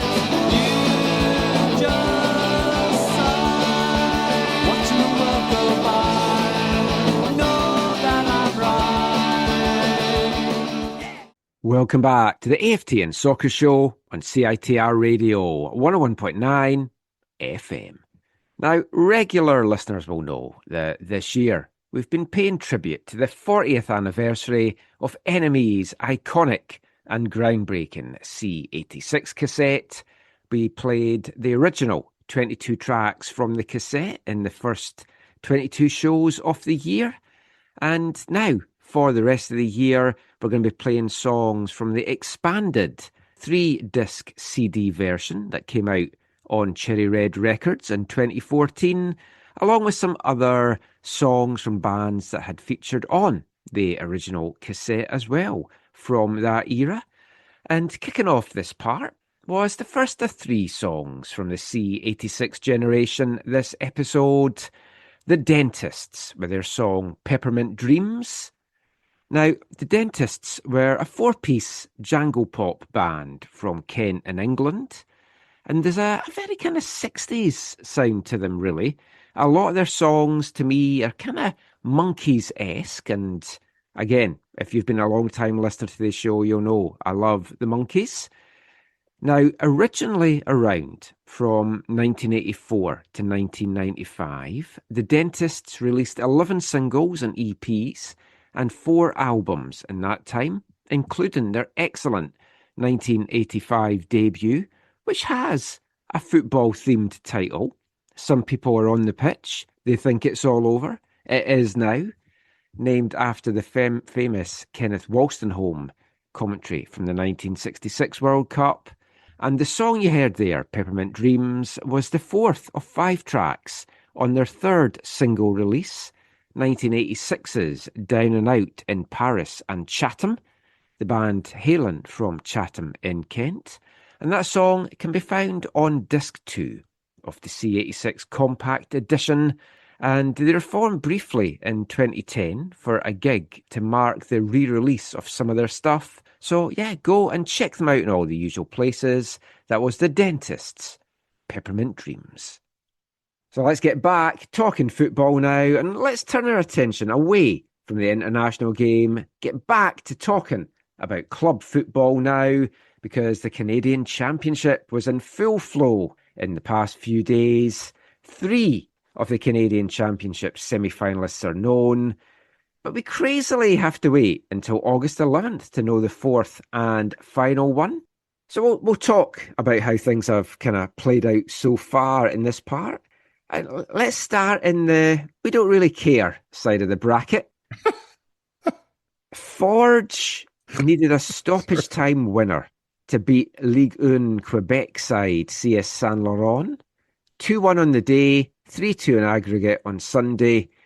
And Saint Laurent were excellent in the second half of this second leg. They conceded 90 seconds in, and you're like, I was like, if it goes to 2, I'll just turn it off. And it never went to 2. And then they were excellent after the break, got back on level terms, and then went down in stoppage time. And I think this is a good game to kind of bring up. Whenever the Canadian Championship's on, we always have the discussions, especially from the One Soccer peeps. Oh, the gap between the CPL and MLS isn't that big. You could equally say then that the gap between League One, PSL, as it is now across Canada, aside from Quebec, isn't as big as the CPL. It is. It is a big gap. One-off games are not a measuring stick between how big these gaps are. Yeah, it's closing a little bit, but there's still a huge gap. And Tommy Wheeldon Jr. addressed this after the first leg of Whitecaps Cavalry. He was asked a question, what is it going to take to get the gap to close further? And I didn't ask the question, but he looked at me constantly as he was giving the answer, which was kind of odd because he knows, because I was like nodding. He's like, yeah, give me 20, 25 million salary cap and a World Cup winner as your DP. Yeah, then I'll close the gap. It's just the finances are so big between all the leagues that in a one-off game, anything can happen, as we've seen at the World Cup. Cape Verde taking Argentina all the way. It's a one-off game. You play that game 99 times out of 100 and it's not going to play out that way. But full credit to CS Saint Laurent. They were superb in both legs of this tie. And Forge will now face the winner of the All-CPL quarter-final between Atletico Ottawa and Supra du Quebec. Supra won the opener 3-1, dominant in that. Second leg's not till August 11th, and a lot can happen in that time. They could have a new permanent head coach, for one thing, at Ottawa. And Ottawa's been strong at home, so I wouldn't write them off just yet. 3-0, I think it was Supra. But all we know is there's a CPL team for definite in the final game. Yeah, it ended up being 3-1, right? They got a late goal in that game. Yeah. Right? Which I really hope Super doesn't kind of come to rue that, because I really don't like Ottawa. When it comes to the Forge Saint Laurent game, you're right. Yeah, this is the second time where Saint Laurent is shown in this tournament that what they're doing as a club is worth the recognition, and you hope that they can continue to produce players and keep moving forward and being a real significant contributor to the conveyor belt of the development of Canadian talent. For Forge, it was a little too squeaky bum time, to quote Alex Ferguson. Yeah, they had their big guns on in this game. Yeah, because that's the thing though. If you're Bobby, right, you've never had a better chance in this competition ever. right? Other than like the final, that COVID final thing or whatever happened with Toronto all those years ago. But aside from that, like this is like you have to think Bobby's like, we're going to be in the final. And so we just need to not screw it up to get there. And what they will be salivating over a one-off game. Doesn't matter if it's against the Whitecaps, against Montreal, against whoever, it doesn't matter. They will just be like, excuse me, they will be like, just that game will be so huge because I think they not just Bobby and his staff, I think the players will believe we really have a chance. So yeah, it was interesting to see.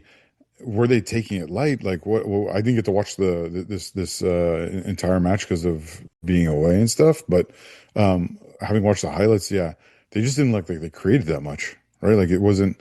They didn't. They just didn't look like they were there. They weren't the normal Forge. Yeah, the way they were like Forge is in the end they did their business. Yeah, it's like I said, champions find a way to win.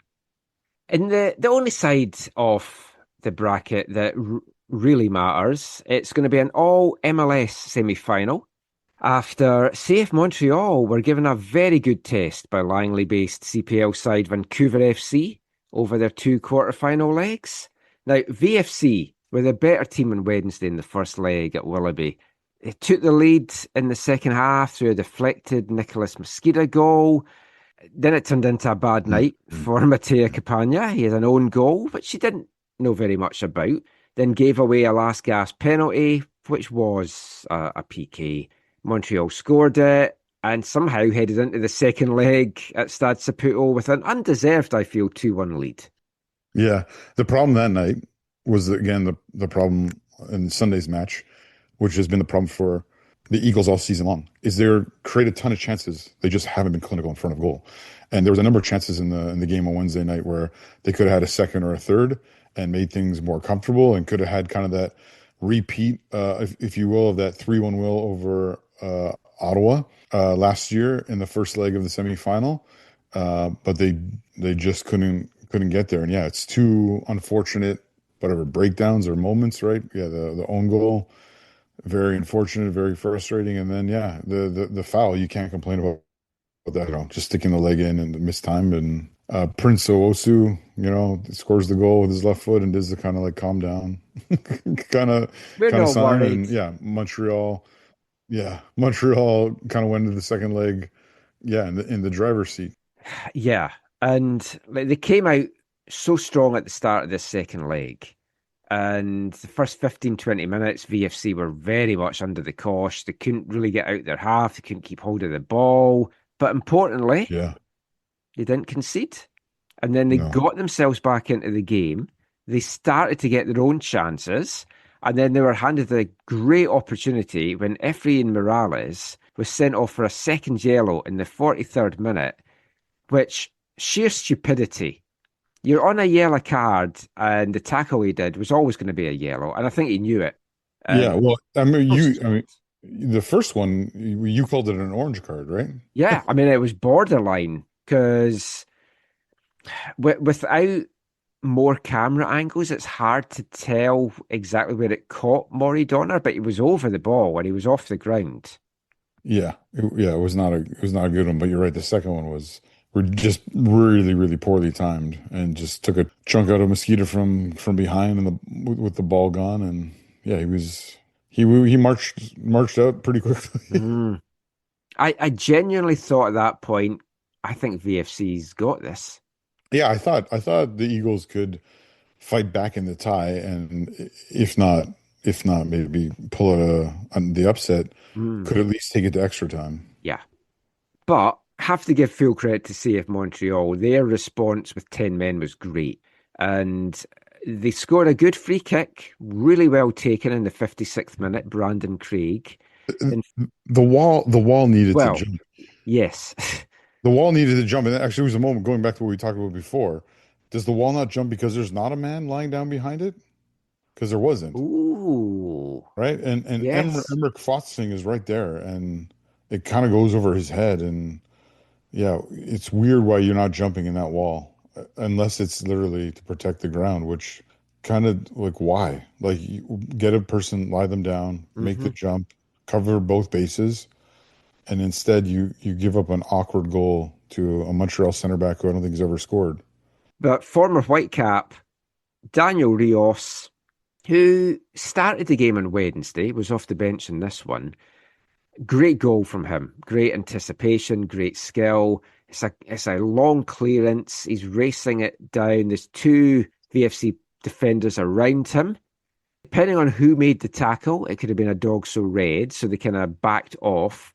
But he sees Callum Irvin off his line because Callum has had to come out because he wasn't sure if he had to chase this ball down himself. And Rios with a great lob, and it's a really nice finish, and it was 2-0. Yeah, it was a former Whitecap scoring from a pass from a former TFC man in Petrasso, who played a beautiful ball forward. But you're right. When you watch it back, you can see that it's Isaac who's come into the game for Tom Field and Mateo. And Isaac's closer to him. And I think you need to risk a tactical foul there. Because there's a moment before Rios connects with the ball where Capani's actually in front. Now, I know there's no VAR in this, so maybe that wouldn't have helped you. But Capani's actually further forward.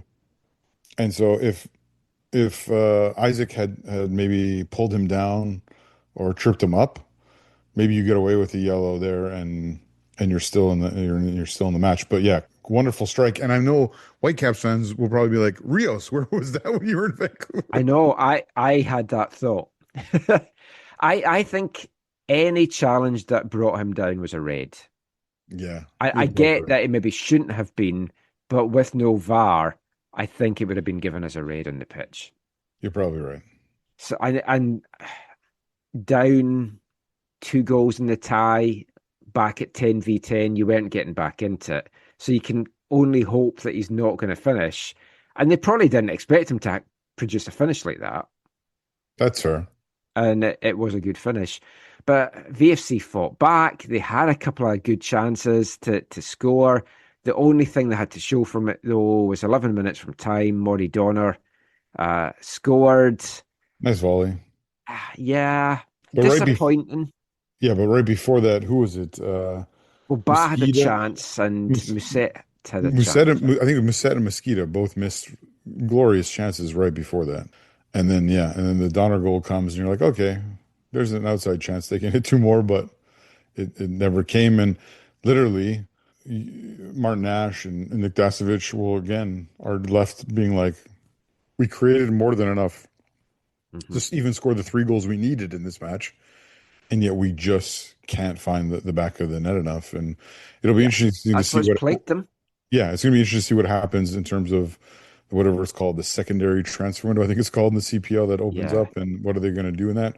It was interesting in this game to me that if you want to be critical, no desire to be critical of Martin Nash for no reason, but if you want to be critical, you could say when you're up a man, it was interesting that they kept the same shape for the entire game. So basically every sub they made, all 5 subs, they brought in, didn't really, to me, and maybe Martin would bring a different perspective to this, but didn't really change the shape at all. They literally just said, okay, we're replacing this guy with this guy. And maybe you could say Toomey in the middle gave a little bit more going forward, but all in all, it was kind of like, you're up a man, why don't you go more 2 up front? But there was like, I don't know if it's just a fear of, if we go away from the way we play, do we then just totally break down completely, whether that's we can't create offensively or we're going to get totally exposed defensively. And obviously Martin would have, understandably strong feelings about that, but I was a little bit like, they could have gone for it a little bit more. I wonder if he was trying to get to the hour mark and then that's one goal down. And that's he did. And then that's what part of my frustration was. At the hour mark, who do you take off? You take off the man of the match from the first game, who was, to me, also having maybe not man of the match performance, but was definitely one of the better players in the field in Emmerich Fotzing. And I know I'm biased because I really like the kid. I think he is a potential kind of a Tiba Hutchinson for Canada one day, with his skill and his profile and his characteristics. But I was really frustrated to see him come off, especially because I think he went the full 90 in the first leg, which he hasn't done hardly at all. I will say this, though. The one upside of this for the Eagles is a little bit of lack of fixture congestion, because they are in the ascendancy in the league. And you saw Martin Nash, I think was a player or manager of the month for the month Yeah. of June. Kieran Proctor was the under 21 Canadian player for the Yeah. month of June, which Pleased is to great. see that. Actually, one of his cousins was on our grad trip actually, because I was wearing a VFC shirt one day, and he's like, "Oh, my cousin plays for the team." I was like, "Oh, who's that?" He's like, "Kieran Proctor." I was like, "Oh yeah, he's having a great year." So there's lots of upside, and there is real belief within the club at all levels of the club, players, the backroom staff, the coaching staff, the football staff, the business ops people, the owners, that this will be the year that they do actually make it into the playoffs. They believe that the squad that they have right now and the way that they're playing, the way that they're kind of the trajectory they're on right now will lead them into the playoffs. And who knows if they do make any other additions that could even Yeah. help that even more. I mean, a lot is going to depend if they can string runs together. Yep. But they are on a good run of form just now, and it's going to be a tough order. But I think they've shown enough in recent games, and even against Montreal, where there is a gulf in quality, and there's a gulf in quality in terms of taking your chances, but also defensively and everything with that as well. So yeah, we'll see how that goes. Montreal now move on to face the Whitecaps in September in the semi-finals of the competition. Wednesday night at Swangard. It was a night of returns. Mm.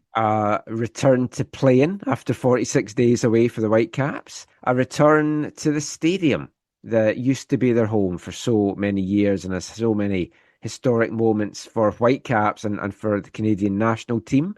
It was the return to the team of Ryan Gauld, return to the starting lineup for Ranko Veselinovic, and the return of Rayan Elloumi to the score sheet in the game as well. I was going to call this episode Many Happy Returns, actually, because of that. But regular listeners will know I like to try and pick a line from one of the songs that we play and call the show after that, which is what I've done for this episode. But what a night it was in many ways. And I know you would have loved to have been there. I find it was really emotional to be back because for me, Swangard holds so many happy memories. And obviously, I've been back there loads since. TSS Rovers call it home, WFC2, League One, provincial games. So I've been at Swangard tons over the years since. But to see the Whitecaps first team there again, Yeah. it was just brilliant because I was speaking to Chris Steele a little bit about this online, and he's made lifelong friends from being at Swangard. I have met you at Swangard, and I wouldn't have settled in Vancouver as well as I did if it wasn't for Swangard and football fans and the friends that I made there. So to be back, just walking in, I took a moment to kind of just soak it all in. This would actually, if I was in town, like for that day, this would have been a hard. It would have been hard not to go to that game just for the whole nostalgia of it, especially if I got to take it in with you. But no, kudos to the Whitecaps for how they put it together. Kudos to the fans for making it a sellout. Kudos to the South Side for the whole taking over the SkyTrain thing Oh, yeah. from whatever. You and I maybe will talk about some of that's off air, but yeah, I thought it was tremendous. I thought it was really great. I also thought it does help with the whole campaign of the Save the Caps from a supporter perspective. So that was really really awesome to see. And then yeah, to sell it out. And I think I think there was an intention that there would be 5,086 fans at the game as the number, which I think is good, is a good thing. And then the Boundary Road, Take Me Home, the display, awesome. Yeah. A smoke, awesome. And then just being in that, seeing everyone in the stadium, and for me, not being there, but then watching the highlights, obviously, but then going on social media and seeing all of our old friends and their perspective of the game and of the section and all that kind of stuff was really, really cool. And some people who I don't think even go to games anymore, seeing some of Yes. I'm back here where I have so many memories is kind of cool. Well, there was the press box, which is tiny anyway, but there was also overflow media seating down on the track. So when I got there, like Brandon and Nathan were like, "Oh, we've got a seat for you in the press box." I was like, I want to sit at the track and take in all the atmosphere. So that's where I sat. It was brilliant. That's awesome. Yeah. Not yeah, the best view for watching the game because no, you're right at pitch level, but at least I got to see 4 goals right in front of me. yeah, and I think that was the other thing is then obviously the performance was good. Other than Elloumi's goal, the goals weren't like amazing goals, but it doesn't matter when you score four and it's in a cup tie and all that kind of Yeah. stuff. But yeah, I think for a lot of people too, just the fact that you can now say those who were there can say, I saw Thomas Muller score a Swangard Yeah, in a so he's really written his competitive. name in the history books amongst all the other players that scored there. Exactly. Just And seeing Thomas Muller play on that pitch was like special. exactly. Because Yeah, in the post game, Tommy was like, when he was going back to, oh, how do you close the gap? And he's like, I mean, they can afford to bring a World Cup winner on for 25 minutes and then take him back off again. But it's because he felt something in his thigh. The plan wasn't for him to not go the whole second half. exactly. Yeah. But I mean, they were dominant from start to finish in that first leg. They scored just over a minute in from an own goal. Cavalry could hardly get the ball. And when they did, they could hardly keep the ball and get out their half. But they got level because Caps switched off defensively. Dan Klomp, nice tucking away the equaliser in the stroke of half time. But then the Whitecaps bossed the second half. Brian White scored in his 200th appearance. Thomas Muller, as we said, got on the score sheet. Rayan Elloumi, who we'll chat with in the next part, also got his first goal of the year. Ryan Gold played a half, and just they're being careful with Goldie. They want to make sure they don't rush him back too soon. Both are fine, even though they came off. And with so many games coming up, they will be rotated in and out, the pair of them. And we'll talk a little bit more about that later. I would not be opposed, and we've talked about this before, and the Sounders have done it at Starfire with the US Open Cup. I would not be opposed to seeing at least one Can Champ game at Swangard there every year. Yeah. I don't think it would lose it being special. I think it would still be a special occasion. Oh, absolutely. Yeah, I think it would be, yeah, a brilliant way. I mean, one of the struggles in the history of the Voyageurs Cup has been, again, we go back to something we were talking about in the first segment, but this whole kind of pissing contest between communities across our country or whatever about attendance at this competition, especially, and obviously national team games as well. But like, I think a team like the Whitecaps has the opportunity to be creative and like you said, follow in the footsteps of the Sounders and say we want this to be meaningful. We want this to be in a packed stadium. We want and yet we also have an opportunity to connect with our history, our roots. And in this case, is the example of play into the whole Save the Caps movement. It was great for that. So yeah, could you look at doing that? Yeah, like you said, once a year or in certain rounds, or who knows how scheduling will go moving forward, but work with scheduling, say, hey, these games are going to be there.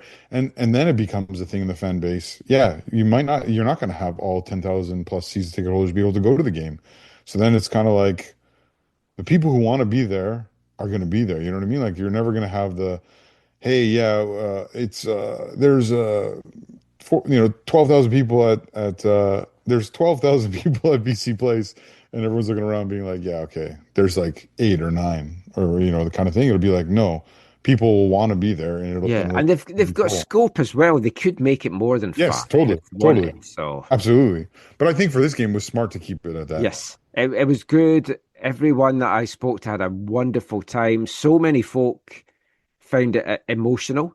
Yeah. And it's a magical place. The pitch was looking rough, and it has done for a few weeks now when I've been at the TSS games. Overuse is kind of killing it a little bit because you've got TSS playing there, you've got the Rise playing there, you've got Whitecaps 2.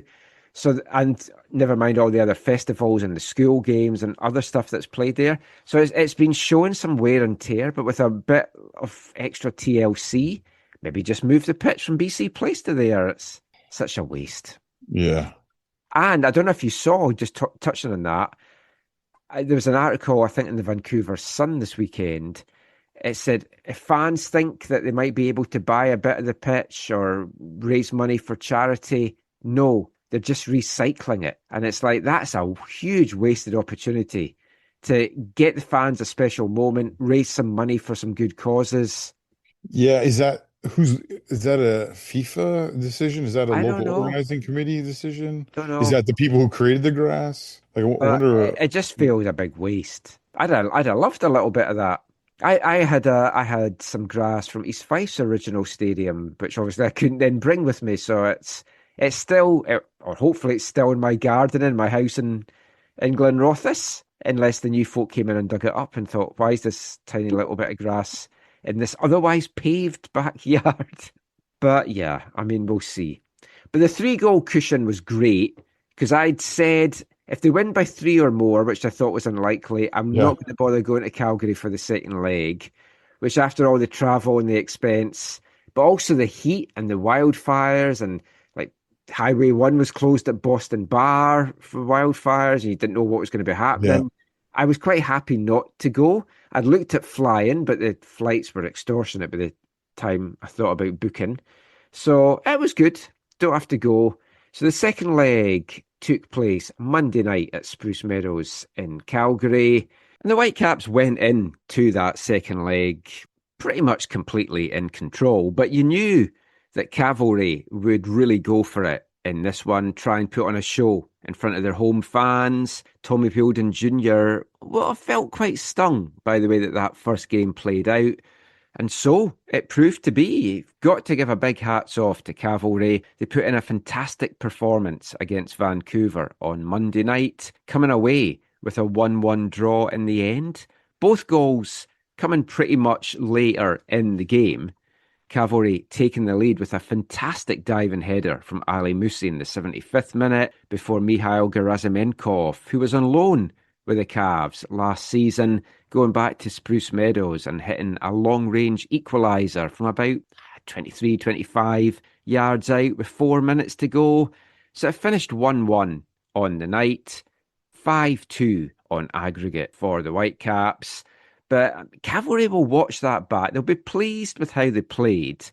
But as we were just saying there, in terms of the VFC and CF Montreal game, it was a difference in terms of quality of finishing because Cavalry had their chances. Ali Musi had a chance in the opening minute. He was in on goal in the second half and then pulled one wide somehow.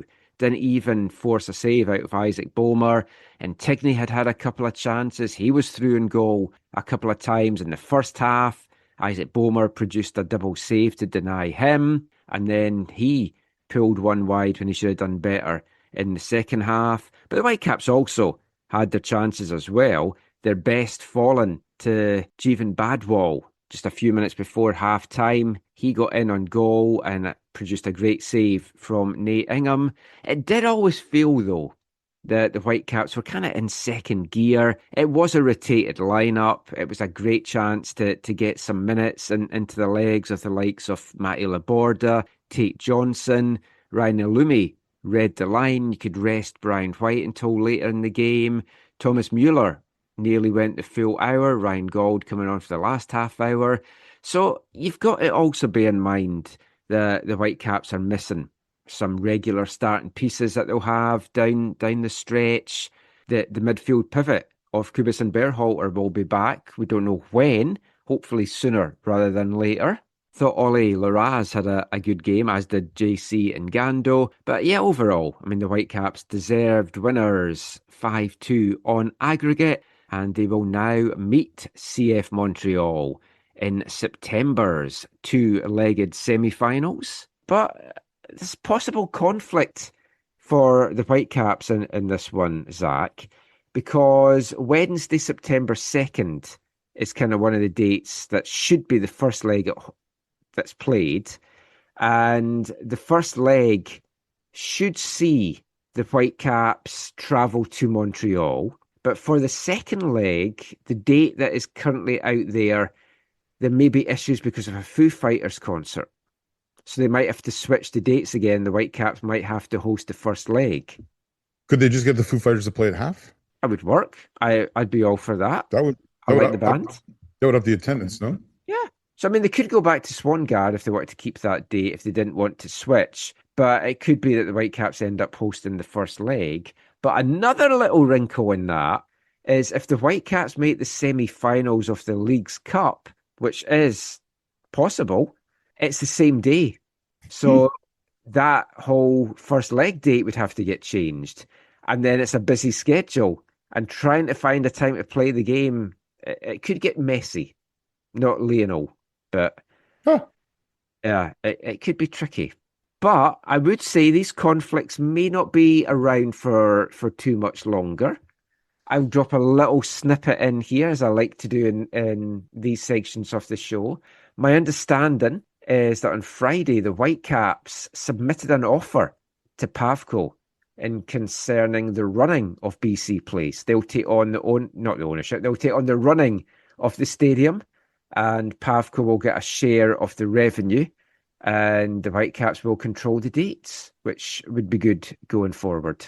Were you disappointed that they outbid AFTN's desire to control BC Place? Yeah, but to be fair, our bid was $100. That's true. It would have been more, but you haven't paid for your World Cup tickets yet.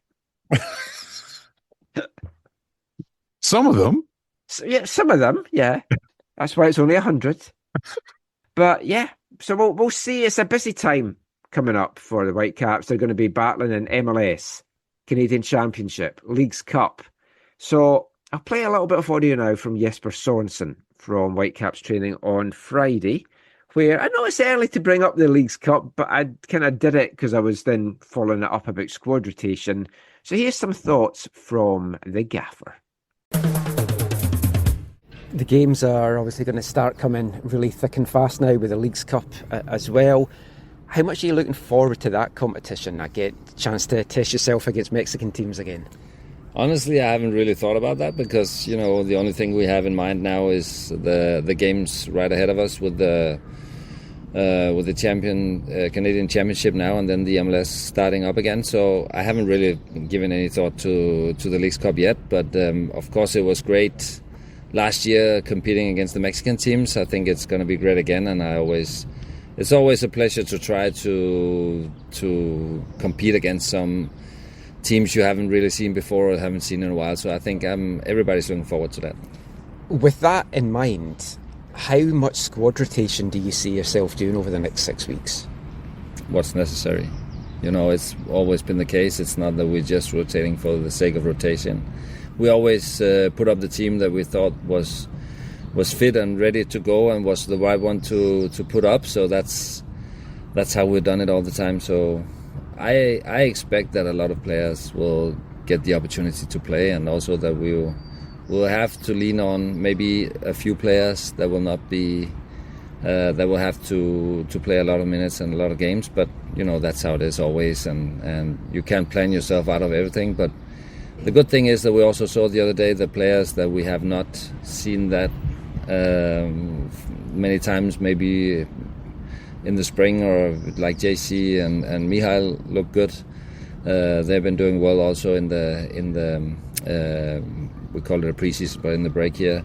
The same with Oliver, and then we've had Ranko coming back, ready to play, and Rayan. So we had some players coming back, and then obviously we have a couple of guys out now, but they will be back and ready to play also within a short while. So I think it looks good, but you can never plan. 2 players going away for the All-Star game as well, which surprising to me, just 2. Do you feel a little bit that some of the players here were overlooked in that regard and really deserved the chance to be at that? Yeah, as a coach, you always hope for your players to get acknowledged. Last year we got 4 guys going in, and this year I think we played at least maybe even at a better, even more dominant in our games. Okay, we got knocked out of the Champions Cup, but you always have the feeling that a lot of players deserve to get called up for a game like the All-Star game. I'll not go into that, because then I will say that some of the guys who's picked should not have been. Maybe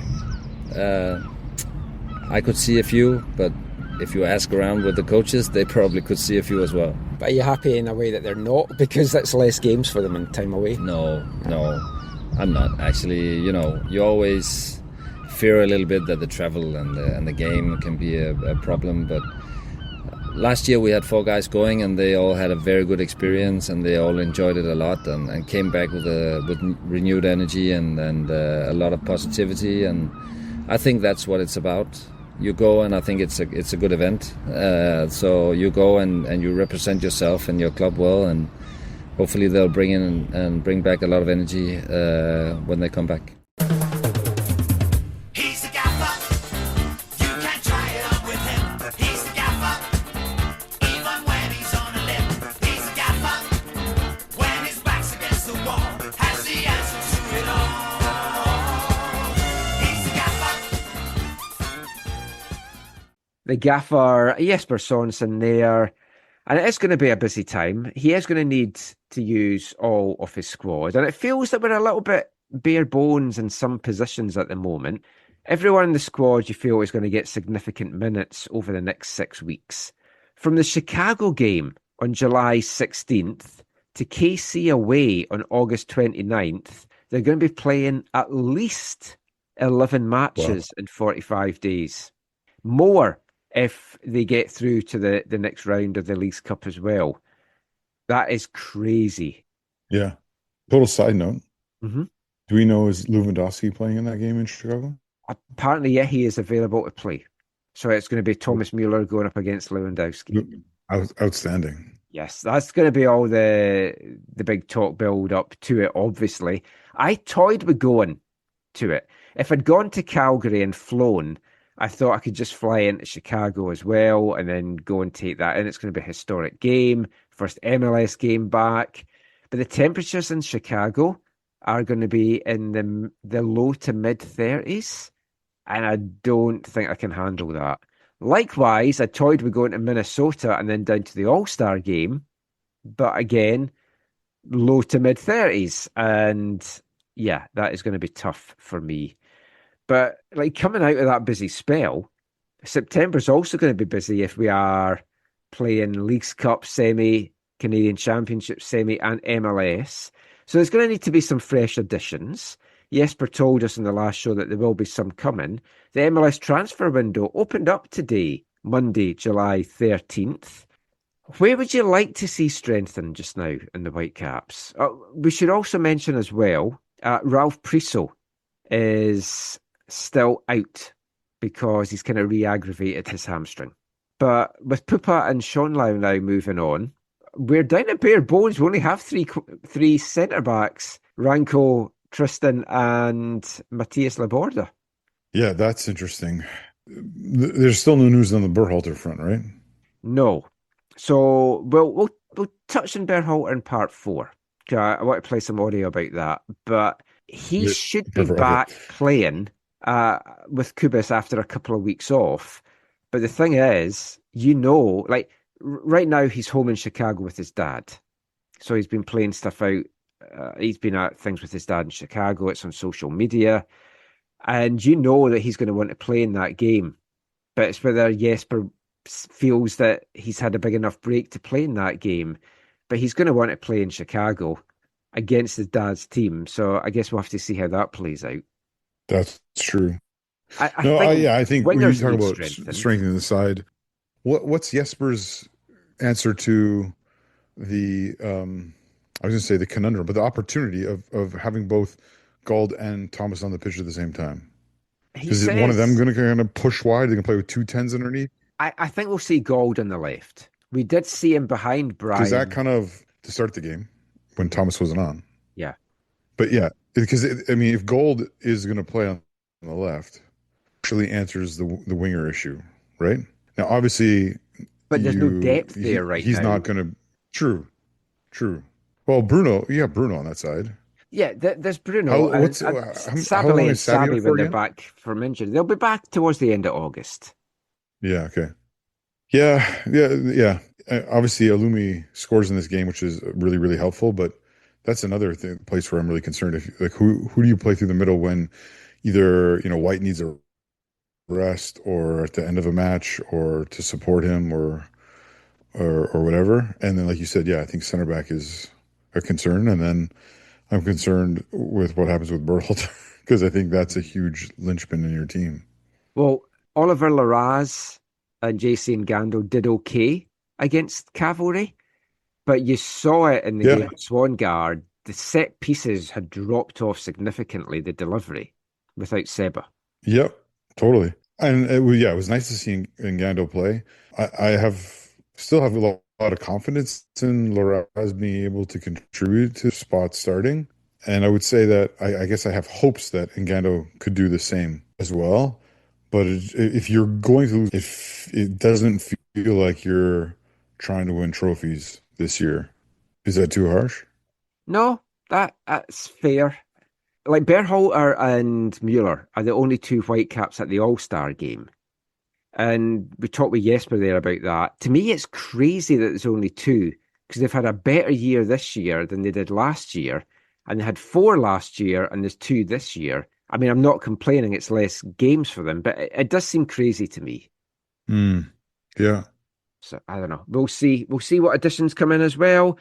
We'll continue the Whitecaps chat in the next part, as we've got a couple of feature interviews to bring you as we sit down with Rayan Elloumi to talk about his return from the World Cup, and Sam Adekugbe about his World Cup punditry and trying to get back on the pitch with the team as well. And we'll be back with all of that after the second of our 3 C86 songs this episode. Hi, I'm Rayan Elloumi, and you're listening to the AFTN Soccer Show.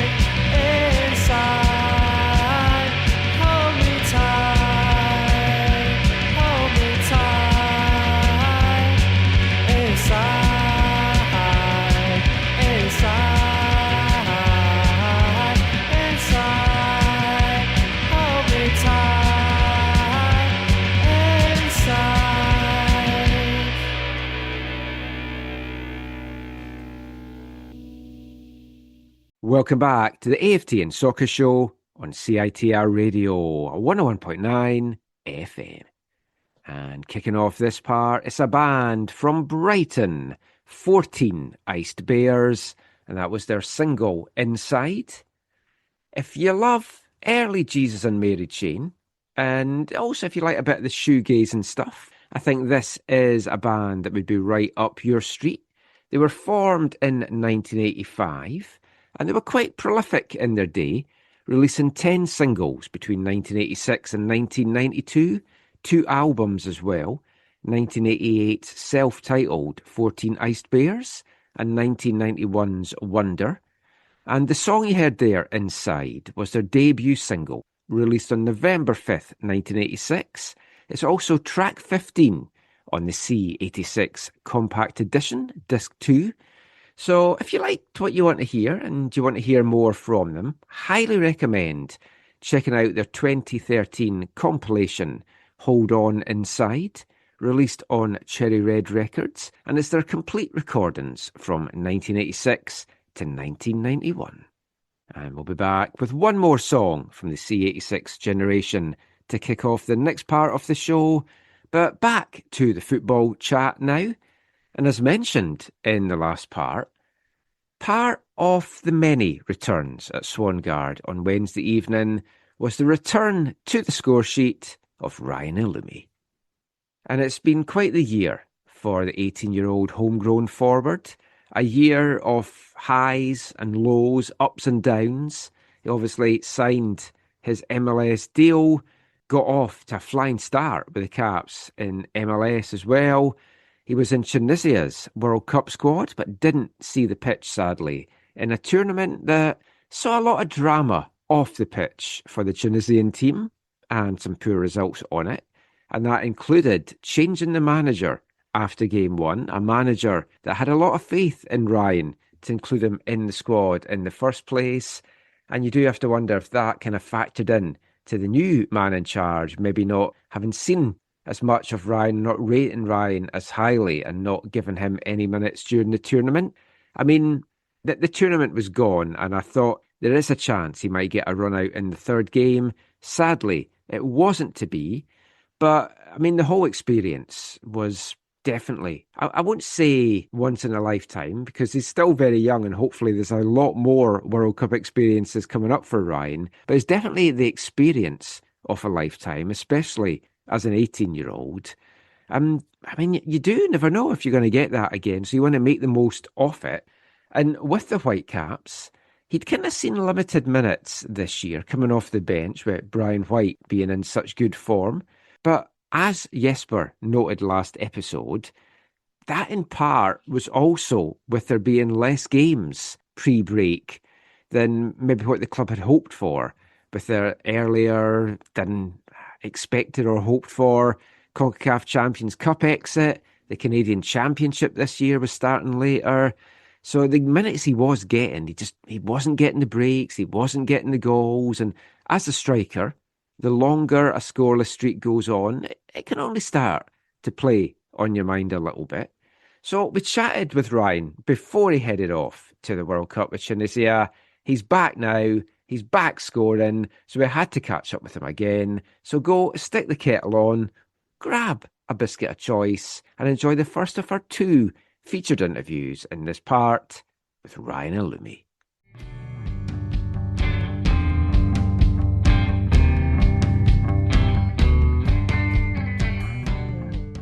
So Rayan, we chatted before you went away to the World Cup. I know you didn't see time on the pitch, but how was your whole experience? It was cool. It was interesting. Obviously, there was a lot of, I would say, like drama in that yes. World Cup, especially with Tunisia. We went through a lot of change. We went through a lot of, I would say, like pressure, I guess, in a sense. But no, I think for me, any experience is an experience, and it's a good experience. And I think I learned a lot. I learned a lot just being on that field, just with the team, just like even on the bench, just watching the intensity in those games. And I learned stuff too of how quick football can change from having one coach where you feel really secure with to, oh man, there's a whole new coach. I have to prove myself all over again in only a couple of days. So yeah, it was cool. It's a really good experience. Definitely some funny stories that I'll carry on with me for my career. That I'll have some whenever I'm at the dinner table or something I can pull out. But yeah, it was really, really fun. I was going to ask you about the coaching change, because you're just starting off your pro career, and at club level you've only had Jesper, but at club level managers change a lot. I've never really known a manager to go mid-tournament, although I think it did happen in the African Nations Cup with Ivory Coast. Yeah. But I mean, what was the mood like in the camp when, I mean, it was obviously a bad first game in terms of the result, but I mean, I don't think anyone expected that. Was it just shock? Yeah, I think stuff started kind of going downhill a little bit after the Sweden match, especially with the whole vibe in the locker room and stuff, and then with the coaching switch. It was important for us as players, like we came together and we kind of understood the situation. It's very unique, and it's honestly really difficult to switch coaches halfway through the tournament. But I think we dealt with it in a positive manner. Like we all came together and we said, look, this is, regardless of whether we like it or not, this is a situation, and we're professional athletes, we have to deal with it. And I think the best thing was that we were fully ready to give the new coach 100%. and just play for the badge no matter what. So yeah, definitely interesting. The FIFA changed it this year, so all the players come out for the anthems. To be actually then out there hearing the anthem, looking around, seeing all the Tunisian fans, I mean, what was that like for you? And it's like, honestly, it's a feeling that you can't even describe. Like, I just had goosebumps. I remember when I was a kid, and you know how you're always kind of on your phone before you go to bed. There was this TikTok that I had saved, and it was like somebody, like a footballer, put a GoPro on them as they're walking out the tunnel, and you can kind of see it. And then it's like, for me to actually experience that firsthand, and I'm just sitting in the tunnel or waiting, and I'm looking around, I see all these top players, especially with Netherlands. Like, I'm looking around, seeing all these world-class players, and then you just hear the whistling of the crowd, and then when we go on, they have like that Shakira song playing, and you hear the crowd erupt. It was like, oh my God. It was, even though I didn't play, I was like, oh, my adrenaline was crazy. Yeah, going crazy. I was at the Scotland-Haiti game as a fan. Yeah. And like the anthem, it was just amazing. I can't imagine like what it's like on the pitch when you hear that. Yeah, and even the Mexico Stadium, the one we played at in Monterrey, it was top. It was really, really good. Going forward now then, you're back at club level, you got your first goal on Wednesday night. Has it been a difficult season for you, needing to get that first goal? Jesper spoke a little bit after the game about it's been tough for you because we had an early exit from the Champions Cup. So the games that you'd maybe have seen minutes, you didn't see minutes. Has it been weighing on your mind getting that first goal a little bit? A little bit. I think for me, that was where a lot of the growth came in. As a striker, you always want to score, and it's always in the back of your head. It's like, man, when is this going to come? I felt like there was times where I had good opportunities where I came on and I had good chances, and it was just like small details where it's like, oh, the result could be right there in my hands. I could feel it. I could taste it. But yeah, I feel like that just made it so much sweeter. And then when it went to the back of the net, I tried to play it cool. I don't think you said I tried to play it cool, and then I saw Tristan, and me and Tristan talk a decent amount, and he knows how I've been waiting for that one. So I just like had the biggest smile. I put my tongue out a little bit, and yeah, it was a great feeling. I think the most important thing is just I'm proud of the way that I was more focused on my growth instead of results. Regardless if I was scoring or not, I felt like in training there's been growth, in even if it was just like an IDP drill after or just in training sessions in general. But yeah, I think it was important that I was more focused on the process instead of the results. And I think, like you saw, it's going to just come naturally. And yeah, hopefully there's many more goals to come. Last thing, there's a New Zealand player, you probably heard about Tim Payne. He had the lowest number of followers going into the tournament. Now he's like over 4 million.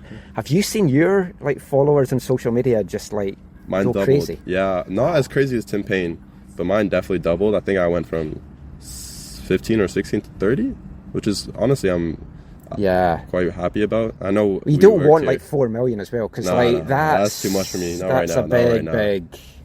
But that's pressure. Funny. There was even that goalie from Cape Verde. Yeah, he was like, I think he's almost at 20 mil or something now. So yeah. Sorry you didn't get on the pitch, but it was nice that you had the experience, and we'll talk soon. Good luck for the rest of the year. Thank you so much.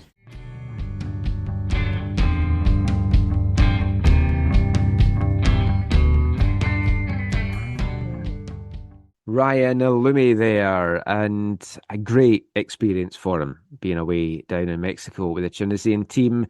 Even if the results didn't go the way they wanted it on the pitch, it's certainly something that he'll remember for the rest of his life. But it's also, as you heard him talking about there, it's going to help him grow as a player, develop as a player, learn a lot, and he can now hopefully bring some of these things back into the Whitecaps fold. And we've seen it already in the Canadian Championship games from Ryan. So hopefully he can build on that now. The goals start to come more frequently. And that's good as well for Brian White, because with the likes of Kenji Cabrera now out injured, Emmanuel Sabe and Sheikh Sabali getting back after their injuries. And they've been back training, doing their individual work, working away from the group off to the side at training the last couple of weeks. They're on schedule for returning, so we should hopefully see both of them on the pitch at some point in August. We've got Ryan Gauld now that can either play as an 8, 10, out on the wing, but we need a guy like Ryan in form to take a little bit of the pressure off Brian. If the goals aren't coming for Brian, you hope they're coming from Ryan, and we'll just see where the coming weeks and months take Ryan. There's a lot of games coming up.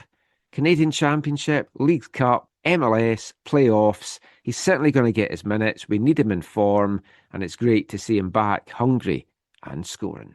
And another player that we will hopefully see back on the pitch soon, he's very close to being ready, is Sam Adekugbe.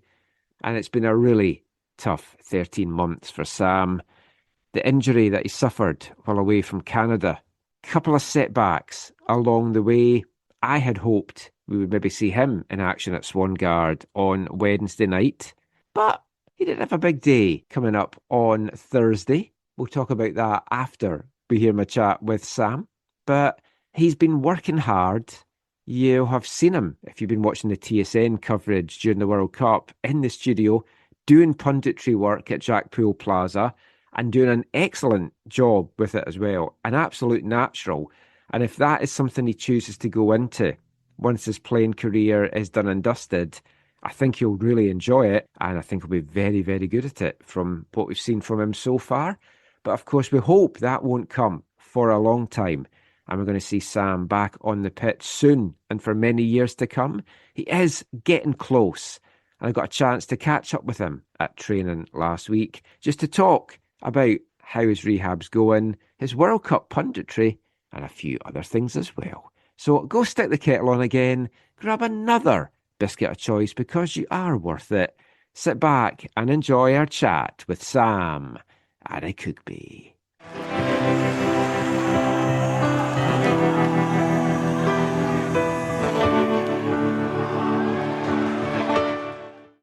So, Sam, back on the pitch training, but I want to talk to you really about your punditry analyst work during the World Cup.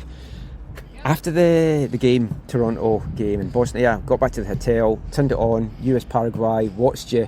You were excellent. You're like a natural. Thank you. Yeah, it wasn't something I anticipated on doing. Yeah, I know. I spoke with TSN and my agent, and they asked me how I thought about it. And at first, I kind of shied away from it because obviously the main goal is to be back playing and training, and obviously wanted to be a part of the World Cup. But I mean, the more I thought about it, I thought, you know what, like, why not stay close to the madness that's going on with the World Cup? And I mean, they really asked me just to, you know, get my truth about the team and just get to know the team from a personal level, and I thought that was easy enough to do. I just talk about what I know and how I know it, and then I just started doing it, and then they asked me to stick around a little bit longer, and then it just became a thing that I was able to do throughout the World Cup. But I mean, it was great. It took my mind off like the rehab for a little bit of time, especially with the break. But it was also just great to, you know, just be a part of the World Cup, be at Jackpool Plaza, work with people like Toss and Lindsay Hamilton and Caldwell, and, you know, like James Duthie. All these guys are all great people, and I actually have way more respect for the work they do, because it's actually quite difficult with how much you have to study and understand the games, and especially with a bigger World Cup, you need to understand all the jeopardy that's involved and things like that. But I mean, I watch a lot of football, thank goodness, which kind of alleviated some of that stress. But I mean, it was great just being able to obviously talk about the World Cup and even get to talk about, you know, giving my opinion on Messi, for example. And what was also great about it was just, you know, seeing the success of the guys and being able to talk with the guys and relay that to the Canada, you know, so it was good. Because I know, like, when the Caps talked to you, you said it's like, you find it, you've got to try and then get like players to stop and talk to you and give their thoughts. Yeah. Did you find that easy to chat to them because you know them, or hard to chat I to mean, them? like, the best part was that Canada was local for quite a bit of the World Cup. They were in Vancouver, and like I said, some of those guys are some of my best friends as well. My wife's best friends that she grew up, not that she grew up with, but, you know, she was able to go see Estacio in LA for 3-4 days.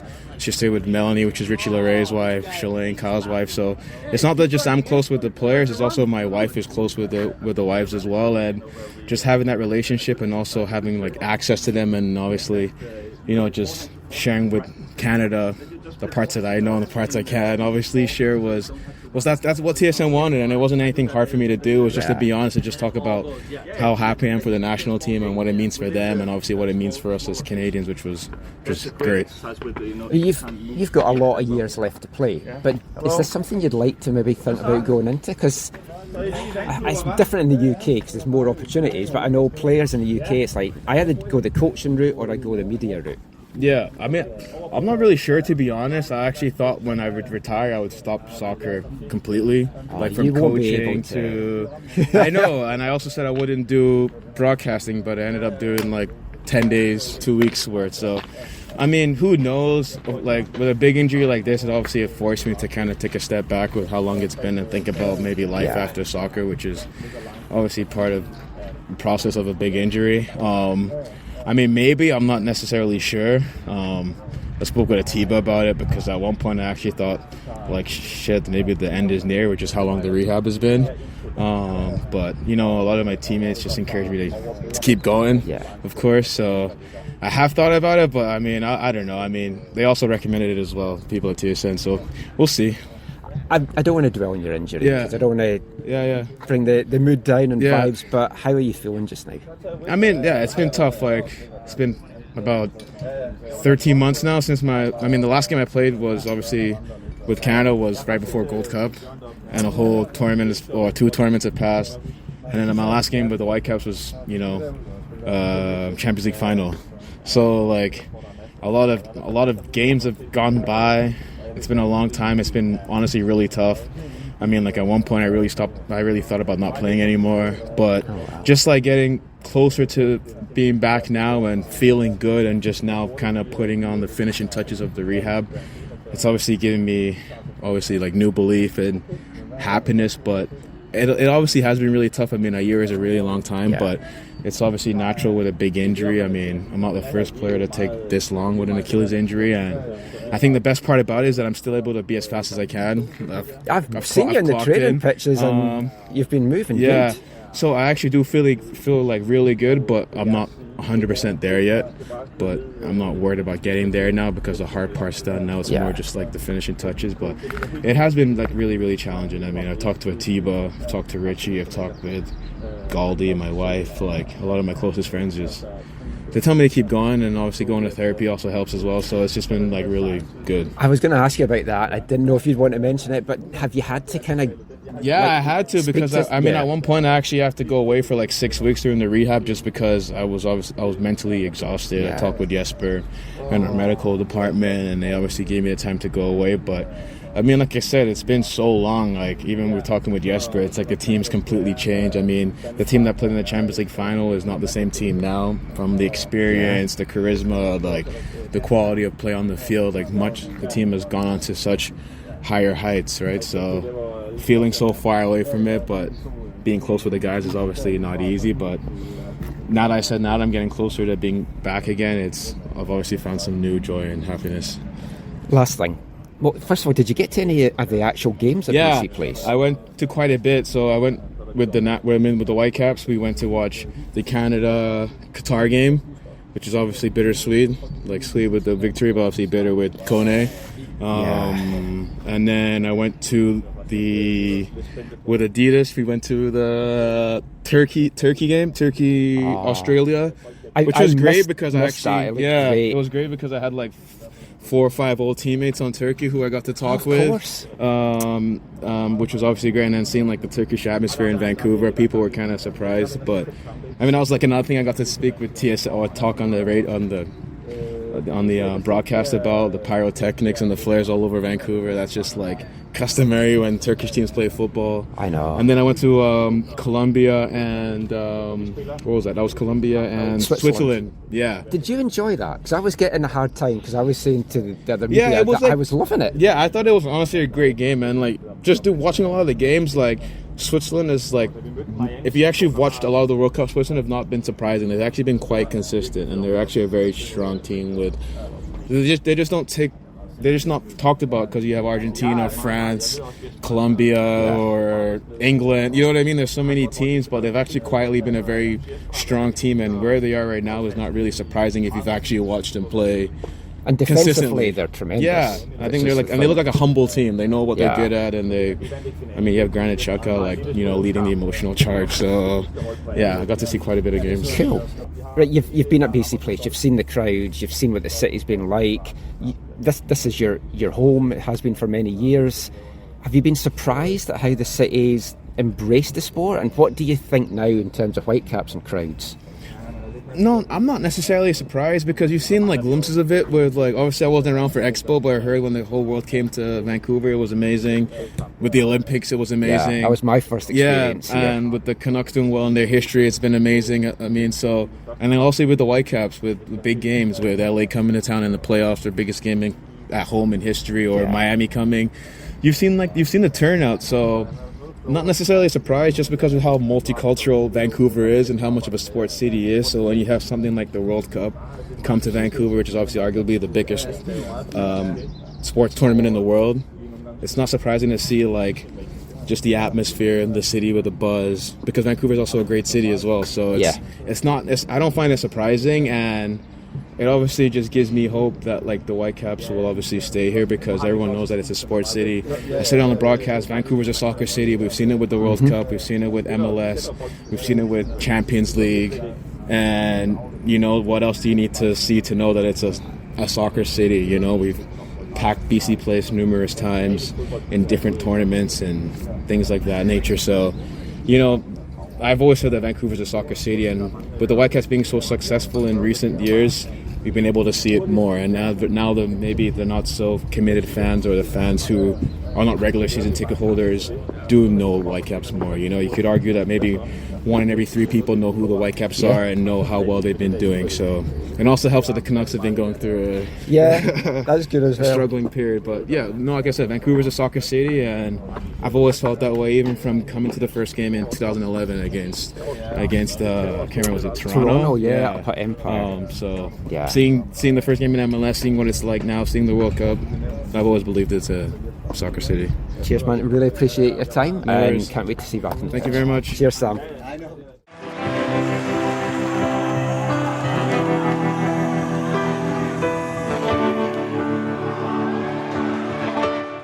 Sam Adekugbe, there's and hopefully we will be seeing him on the pitch regularly sooner rather than later.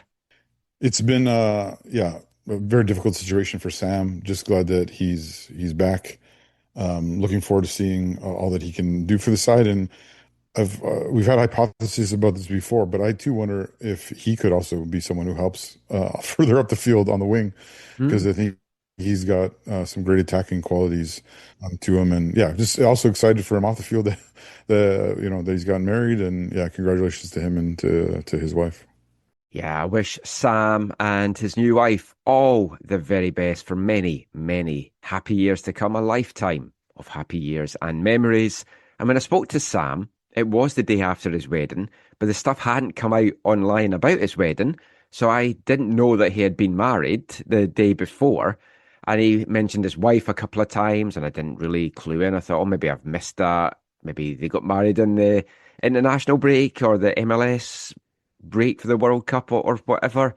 But yeah, great to see him back and raring to go, and also him opening up there and just being really raw and talking about how difficult this time has been, getting psychological help as well, because it must just play in your mind about what is next when you've had an injury that's just gone on for so long. But hopefully now, for the rest of this season onwards, we'll just be talking about Sam Adekugbe's exploits on the pitch. So some players coming back from injury, new ones will be joining, some may be moving on, and we'll kind of touch on one of them that might be in the next part, Sebastian Berhalter, as we bring you some audio from MLS analyst Taylor Twellman, and we'll be back with all of that after our final C86 song for this episode. Hi, I'm Sam Adekugbe, and you're listening to the AFTN Soccer Show.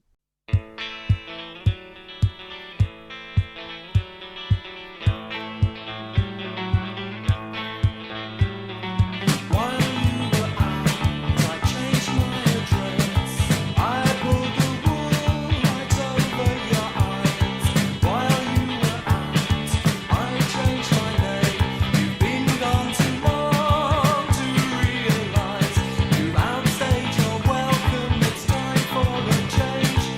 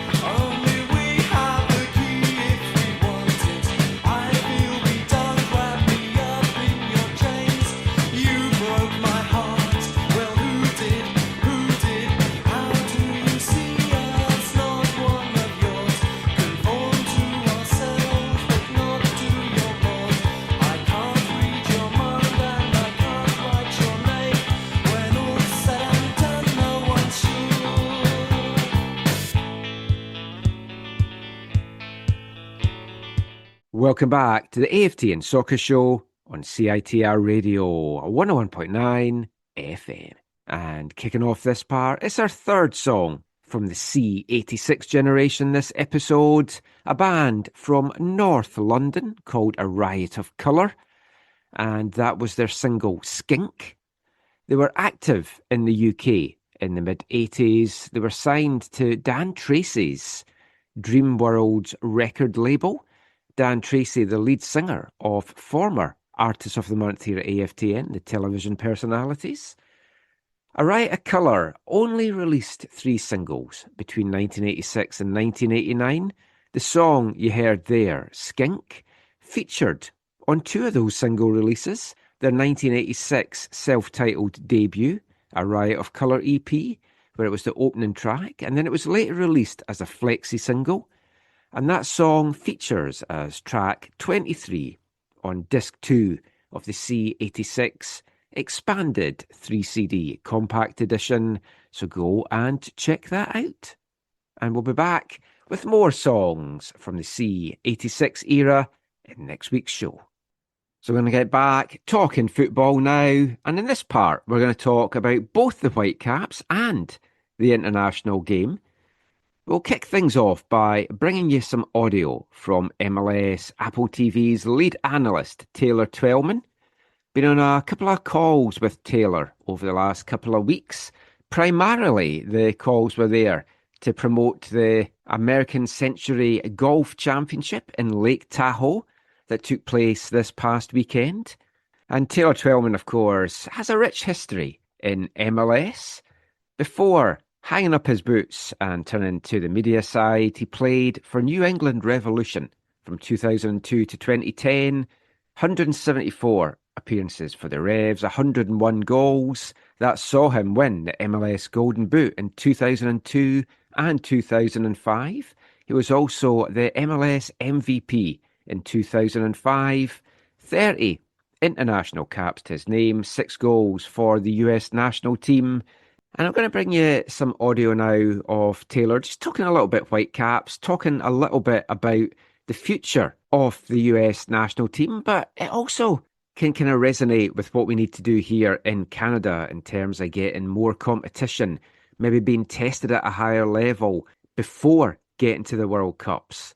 So I've put together a little bit of audio from both the calls. The first call, incidentally, he was on with Rob McElhenney, but unfortunately Rob had to go before I got to ask him a question about stuff. So that's why he's name-checked in this.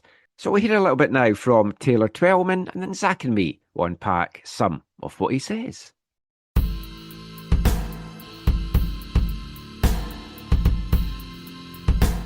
You obviously spent a lot of time around the MLS, and I'd say one of the more controversial selections leading up to the World Cup was Sebastian Berhalter with the Vancouver Whitecaps. But now that it's all said and done, he's probably one of the 3 that raised their values the most. Now, all these rumors about going to Europe. So my question for you is, what did you see out of him in his performance? I know he was on the bench mostly, and then the percentage you think that he's going to stay in the MLS through the summer. It's a great question. I'll start with the MLS teams right now are probably sniffing around on whether or not they can keep him and make a trade with Vancouver and how to navigate that. But the teams that are sniffing around Sebastian Berhalter in England, you know, that's going to be difficult for him to turn down. It says a lot when Mauricio Pochettino, he's the first guy off the bench. And that it's a great reminder that social media at times could be a real cesspool. And when you think of Sebastian Berhalter and the Berhalter family 3.5 years ago in the 22 World Cup, after that, and the Berhalter family with their best friends growing up in the Reina family, I give Sebastian a lot of credit. I'm a huge fan of his. You give me 10 Sebastian Berhalters on any team, I'm going to win something. And if I'm not, we're sure as hell going to kick some people and make sure they know about it. I think he did a fantastic job. And I think it's going to be very interesting to see his next step. But I do think over the last 48 hours, MLS teams have sniffed around to see whether or not they can find a financial package that Vancouver would be interested, but more so Sebastian to stay. But I'll be shocked if the lure of England and Europe doesn't keep him away. Hey Taylor, greetings from Vancouver. First of all, we want to keep Sebastian Berhalter here, so don't go getting him going to anywhere else in MLS. I know you do. They should have signed him a lot sooner instead of letting him get to this point, but I digress. Yes. Vancouver's obviously up for sale at the moment, and like Grant's a player that's invested into MLS. But then you look at Rob McElhenney, and his investment is a fraction of what it is to get an MLS team. Do you think the value of MLS clubs is a little bit inflated? And just what are your thoughts on Vancouver or the Whitecaps staying here in Vancouver? Yeah, I mean, Michael, listen, my father played in the NASL for 10 years, Carl Valentine. Vancouver's always been part of my vernacular. It's been part of my soccer experience. And so I love the city. I love Whitecaps and all that community. I think it's unfair, though, to compare Wrexham to Orlando City because Wrexham has spent historical numbers after their second promotion in order to try to get promoted to the Premier League. And so it's not apples to apples when you look at that. And that's why I think when people try to compare it, it's a little unjust to one, Wrexham, but also to what Grant has done at Orlando City, because the infrastructure, the stadiums, all of that is there, and they're building it forward, along with growing a media deal. I think I speak for everyone in MLS. I think everyone would love to see Vancouver stay in Vancouver. But you've got to make the best business decision. And unfortunately, right now, that stadium situation in Vancouver, even the owners currently would tell you it's just not conducive in order to have success and to compete against all of the teams that now have their own stadiums where every dollar spent in that stadium goes to them and it's not being parceled out in different ways. I hope they find it, but Vancouver Whitecaps for 70 plus years has been a huge part of the soccer endeavor here in North America. Two things. What would you say the program, both U.S. Soccer and the team, has to do to take the next step to get past where they've been stuck in the round of 16 for a quarter century?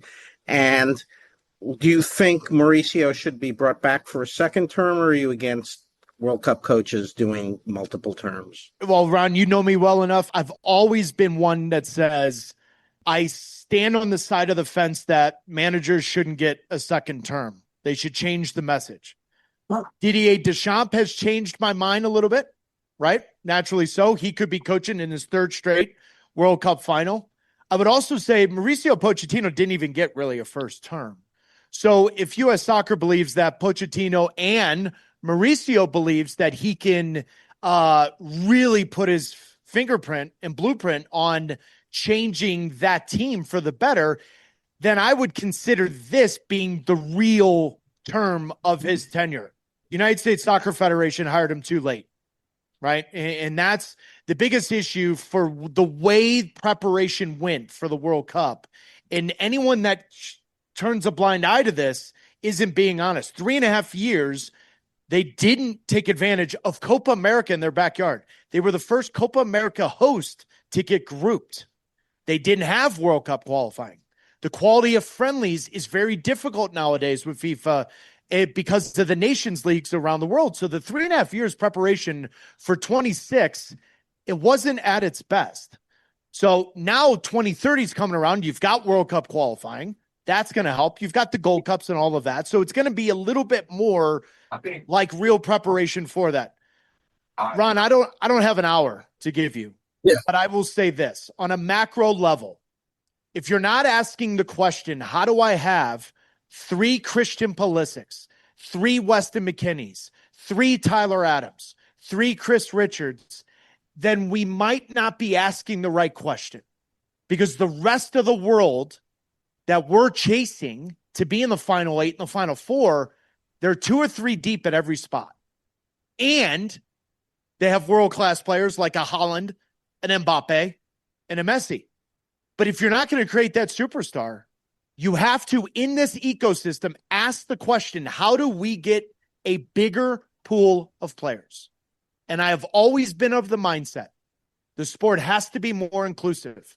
And I've had more conversations at the American Century Championship this week about it, because it shows you the growth of soccer in the World Cup and the attention to it. But youth sports in the United States of America is now a business.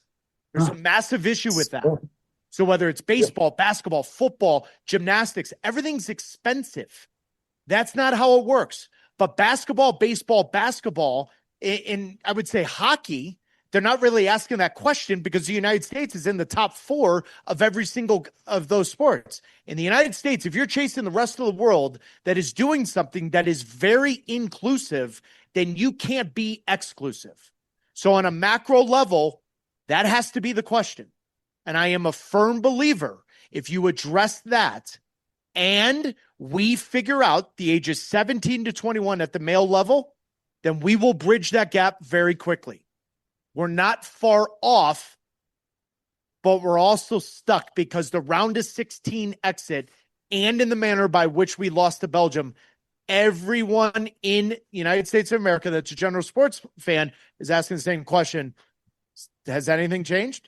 Even though for us in the soccer world, absolutely. We could roll up our sleeves and we could spend an hour showing you how different this league is in MLS and how the young American players viewed around the world. Absolutely. But we've got to get more players playing at a high level so the internal competition of the United States Soccer Federation raises the bar. And when the lowest tide raises all boats, now you're cooking with gas. Touching on the strength of competition and opposition, we've had this debate in Canada, and I think it's fair for the US and Mexico as well. CONCACAF isn't the most testing environment.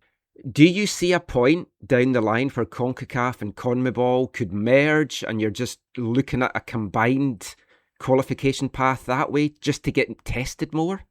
Yeah, it's a great question. I mean, listen, I've said this numerous amount of times. I think personally, and it's not saying anything about Europe, but I think the United States would be so prepared for the World Cup and that kind of battle if they played more South American teams.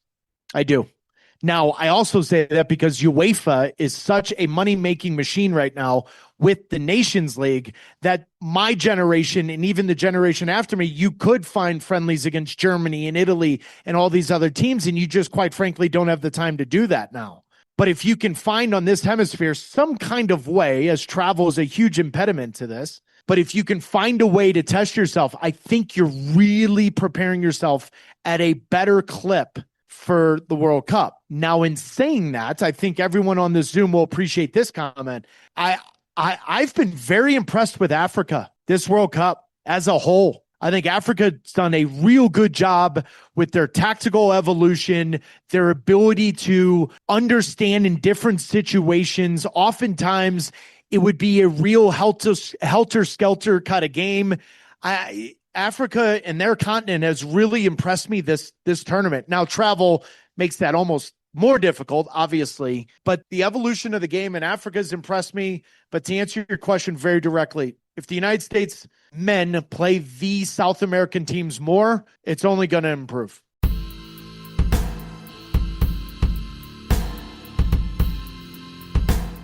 Taylor Twellman there. And I know he's not everyone's cup of tea, Zach, but I do enjoy chatting with Taylor. And he's always been very generous with his time whenever he's done any of these Zoom calls with media or whenever we've spoken to him one-on-one.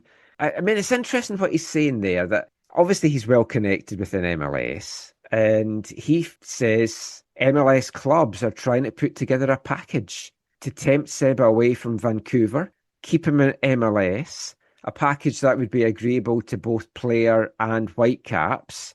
I would hope if that was the case, it's a very, very big package, but it would also feel that he's just stagnating and going sideways. Surely Europe's the only place for Seba now to take that next step. He loves the city. He loves the club. Like, the Whitecaps want to keep him. There's going to be there's an offer to him if he wants it. I'm sure they can match whatever another MLS club would offer. The only way he doesn't stay with the Whitecaps, I feel, is going to Europe. I remember when Taryn Campbell and Hajapur went from Pacific to Forge, and talking to some people connected in the CPL at the time, and it felt like it was a strange sideways move for them. And they maybe should have tried, whether it was USL or, Scandinavia or whatever. And I would feel a similar way if Sebastian Berhalter left the Whitecaps to go to another MLS side. Obviously, He's American, so there's that advantage. Obviously, there are certain teams that would be exciting for him. Maybe like we talked about playing with his dad or playing for his dad or whatever. Well, I mean, yeah, but then there's also so much pressure if you go to the US as well, especially if you're on your Totally. dad's team because of that name. Totally, but if you're getting a 4-year contract and the numbers are good, whatever, Maybe a there's DP. probably potential for him to get more money in an MLS deal than in Europe. But I gotta think if you're Sebastian Berhalter and you look at your dad's career and stuff, you gotta think that his hope and with his age that he would go to Europe and not stay in MLS if he's going to leave the Whitecaps. I think for Whitecaps fans, I hope he doesn't leave before the end of the season, because I think with him there's real possibility of trophies, and not just one, and I mean not just Cascadia Cup or Voyageurs Cup, but trophies they haven't won, whether it's Leagues Cup, the Shield, or even MLS Cup. I think with him there's a legitimate possibility of that. Without him, I'm really, really concerned about that, and so I think it's harder to swallow for the Whitecaps fan base if he's like, yeah, I'm going to go to Chicago, I'm going to go to LA, I'm going to go to New York or wherever, as opposed to, hey, I'm going to the Bundesliga or La Liga or something. You know what I mean? Like, I think everyone could at least understand that, as much as they'd be sad about his departure. But then the other side is, you're right, is the economics for the Whitecaps themselves. Yeah. It's a huge thing. I think we know Axel been very smart with these things. I can't see Axel losing him for nothing. So I can't see Axel saying, okay, we have to make something off this. We can't be sentimental. I think the ultimate situation would be, I can't remember who it was that just did this, Vite. It was Vite, right? So you sign him, he finishes out the year or something, and then you move him. I think that would be the ideal, or some kind of crazy scenario where he gets sold and loaned back for the remainder of the season, like an Alphonso Davies kind of situation, right? Like, he's bought by a club, but they want him to finish the season. He'll join up with them in January and whatever. I think there's amicable ways for this to go for player and for club, but I could be dead wrong, but I don't see Axel Schuster saying we kept him and lost him on a free with the sole hope of winning trophies, and we're sorry it didn't plan out or whatever. What I would say, though, is if you said to me now, you get $2 million for him and you lose him now, or you lose him for nothing at the end of the year, but you do win that MLS Cup and maybe a Leagues Cup, I would take that. But of course, it's not my $2 million that I'm turning down. But but that's the thing. If you win the MLS Cup, you get money for winning the MLS Cup. Exactly. I think it's a gamble, because obviously it's not guaranteed that you'd win it. Yeah, but the funds generated from that would hopefully surpass the $2 million. But yeah, you're right. It is a gamble, and that's where I think when you're Axel Schuster, you're experienced enough at this where you can do a vitae and say, okay, we're going to mitigate the risk while doing what's best for the club right now, while doing what's good for the player in the medium and the long term. We're going to win. The player's going to win. His new club's going to win. There's ways to do that. Is it easy? No. But can Axel do it? I believe he can. And I think for all involved, I kind of hope that's how it plays out. One thing I'll say about Seba, just to show how much he loves the club, he flew into Vancouver so he could be at Swangard to watch that game on Wednesday night before going to Chicago to meet his dad. Well, I saw lots of posts on social media that from that night, and a lot of them included Seba making kids and families really happy for posing for pictures or signing autographs or whatever. And yeah, that's just speaks to his character and his quality of wanting to be there for his teammates, but then also recognizing the role that he has to play in the community by being an ambassador for the club. And so yeah, good on him. And yeah, Seb's a great guy, and whatever he chooses to do, I just wish him all the best for the future. And hopefully we've still got a lot more to see him as a Whitecap. One of the other things that I spoke to Taylor Twellman about there was there's been so much talk, we've covered some of it on the podcast, about what next in national team terms for Canada and the US. Now, obviously, Taylor's more interested in the US side of things. Both countries and Mexico need tested more often with stronger opposition, whether that means they're in Copa America again, which I think everyone is open to. On this side, CONMEBOL hopefully are as well. We've touched on this before. Do you see a time when CONCACAF and CONMEBOL could merge? Now, what I think goes against that is the smaller CONCACAF nations would feel really squeezed out, and it's going to be even harder for them to get to World Cups if they're playing against the likes of South American teams. But for the top teams, that constant testing would be so much better for them and take them to the next level. I could see more unification over Copa. I think, Michael, there's too much power and money involved in the confederations for them to say, oh yeah, we're going to merge together, because you're ultimately likely lessening the number of people who have power and are getting paid good salaries and all that kind of stuff. And so I don't see them allowing that to happen in that sense. But in terms of competition, yeah, I think there are ways that you could, whether it's some kind of rotation or qualification for a number of teams from CONCACAF or a number of parts of CONCACAF, whether it's the North American section, the Central American, the Caribbean. Maybe each of those segments has playoffs to get into CONCACAF, or maybe it's obviously U.S., Canada, Mexico are in, and then those other regions have playoffs to get into it, or something like that, where you can have these sides playing, like you said, against much better opposition on a more regular basis. I think if you do that, though, Michael, then you are likely, and I don't think too many people would be disappointed about this, you are hopefully relegating the Gold Cup to once every 4 years as opposed to the current model of every 2 years. But again, I think that would be a worth trade-off. Totally agree. So that is pretty much it for the show, but we can't finish, of course, without bringing you this episode's Wavelength, this section of the show where we play a song all about football, and we're keeping the World Cup Wavelength theme going until the tournament wraps up. So over the last couple of shows, we've given a lot of love to Canada as host. We've spoken about America as hosts. Maybe haven't given a lot of love to the third co-hosts, Mexico. So let's remedy that now with a song from an American-based Mexican band from Edinburgh, Texas. They're called Grupo Frontera, and this is a single they brought out for this year's World Cup called Un Solo Corazon. It means one single heart, and it also features the commentary from well-known Mexican commentator Enrico Bermudez. This is Grupo Frontera, Un Solo Corazon. Viene el equipo mexicano, llegan al área, tuya, mía, ten, prepara, apunta, falla, el tiro, ¡gol!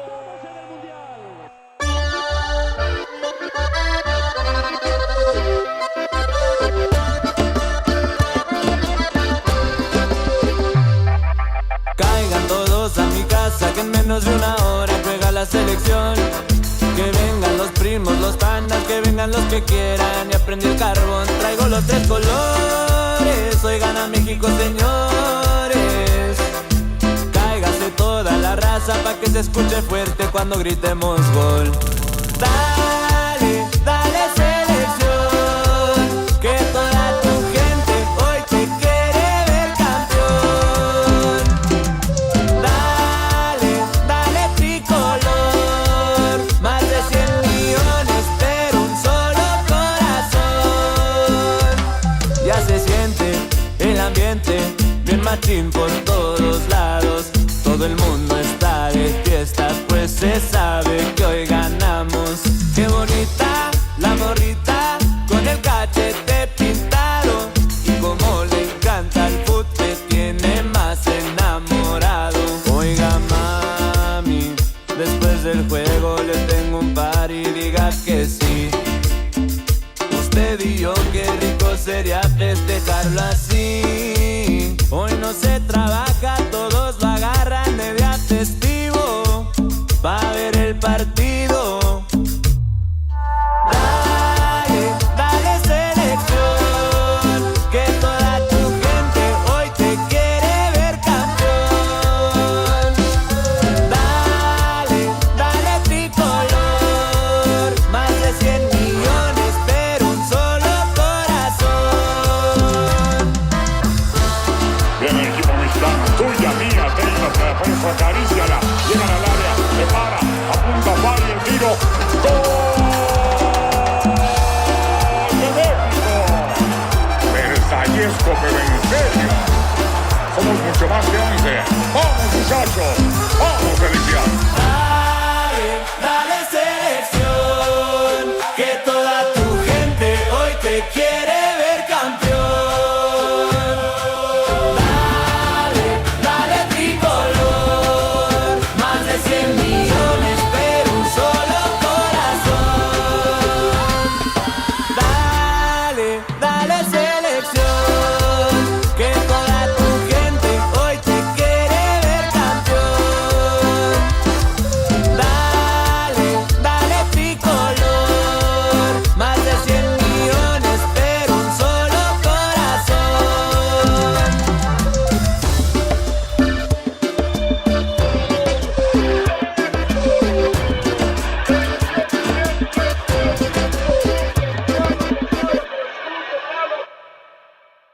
Grupo Frontera, Un Solo Corazon there, and the band will actually be in Seattle on August 16th, playing at the WAMU Theatre. So they've got quite a big following, the 5-piece. So if you want to get down and check them out, you could do that round about the Whitecaps game down there as well. But that is it now for the show. Just before we go though, Zach, any final thoughts from yourself? Any shout-outs you want to give? Just want to say it's been great to connect with so many different people over the course of the World Cup in different cities, whether it was going with my family. Our whole family got to go to matches, or my wife went to one, and my daughter got to go to a few, and my son went to a bunch. Or traveling with my good friend Massimo to some games was incredibly special, both during the tournament and the build up to the tournament, supporting Canada, and then seeing so many friends, longtime voyageurs and friends from different supporter communities across the country in Edmonton and Toronto, and Montreal was so sweet. Both Toronto and Montreal were so sweet. Edmonton was too brief, but yeah, it was just really, really special. And then got to go to games with friends from the football community here and connect in different ways, and ran into so many of our people. So many people came up and were like, "Oh yeah, I listened to the podcast," or whatever. I'm like, "Oh okay, thank you for listening." And just getting out to games where you get to experience the community more was just really, really awesome. And like we were saying in the first segment, sad that over, but just really thankful that it happened, and also really excited to see how football in this country kicks on. And then of course thanks to you for helping me get so many tickets. So many people asked me like, how do you get tickets? And I said, well, I know this guy named Michael. He just lucked out and got in the visa lottery. Yeah. But hey, it all worked out. I also want to just say thanks to everyone that came up and said hi during the tournament, even at Swangard as well the other night. It was great. I didn't know I was so recognisable because I try not put it's a face for the radio, and I try not put myself out there, but so many folks seem to bump into me in the concourse and chat. So thanks to everyone. I always appreciate people saying how much they enjoy the show. And yeah, we will be back with another one soon. Who knows what the next week will bring? But we know it's going to be some MLS games to talk about. And we'll be back with that soon. Until then, as always, thanks for listening. Take care. And Mon the Caps. When you're listening in some far-flung corner of the globe to the World Service of a Saturday afternoon, crackly reception, interference, cosy, marvellous. Somehow comforting, isn't it? Legendary names, fathers and sons on the terraces, cheesy peas at half-time, pint for dad, mum's at home making the tea. Everything's all right with the world, isn't it? Saturday afternoon is football.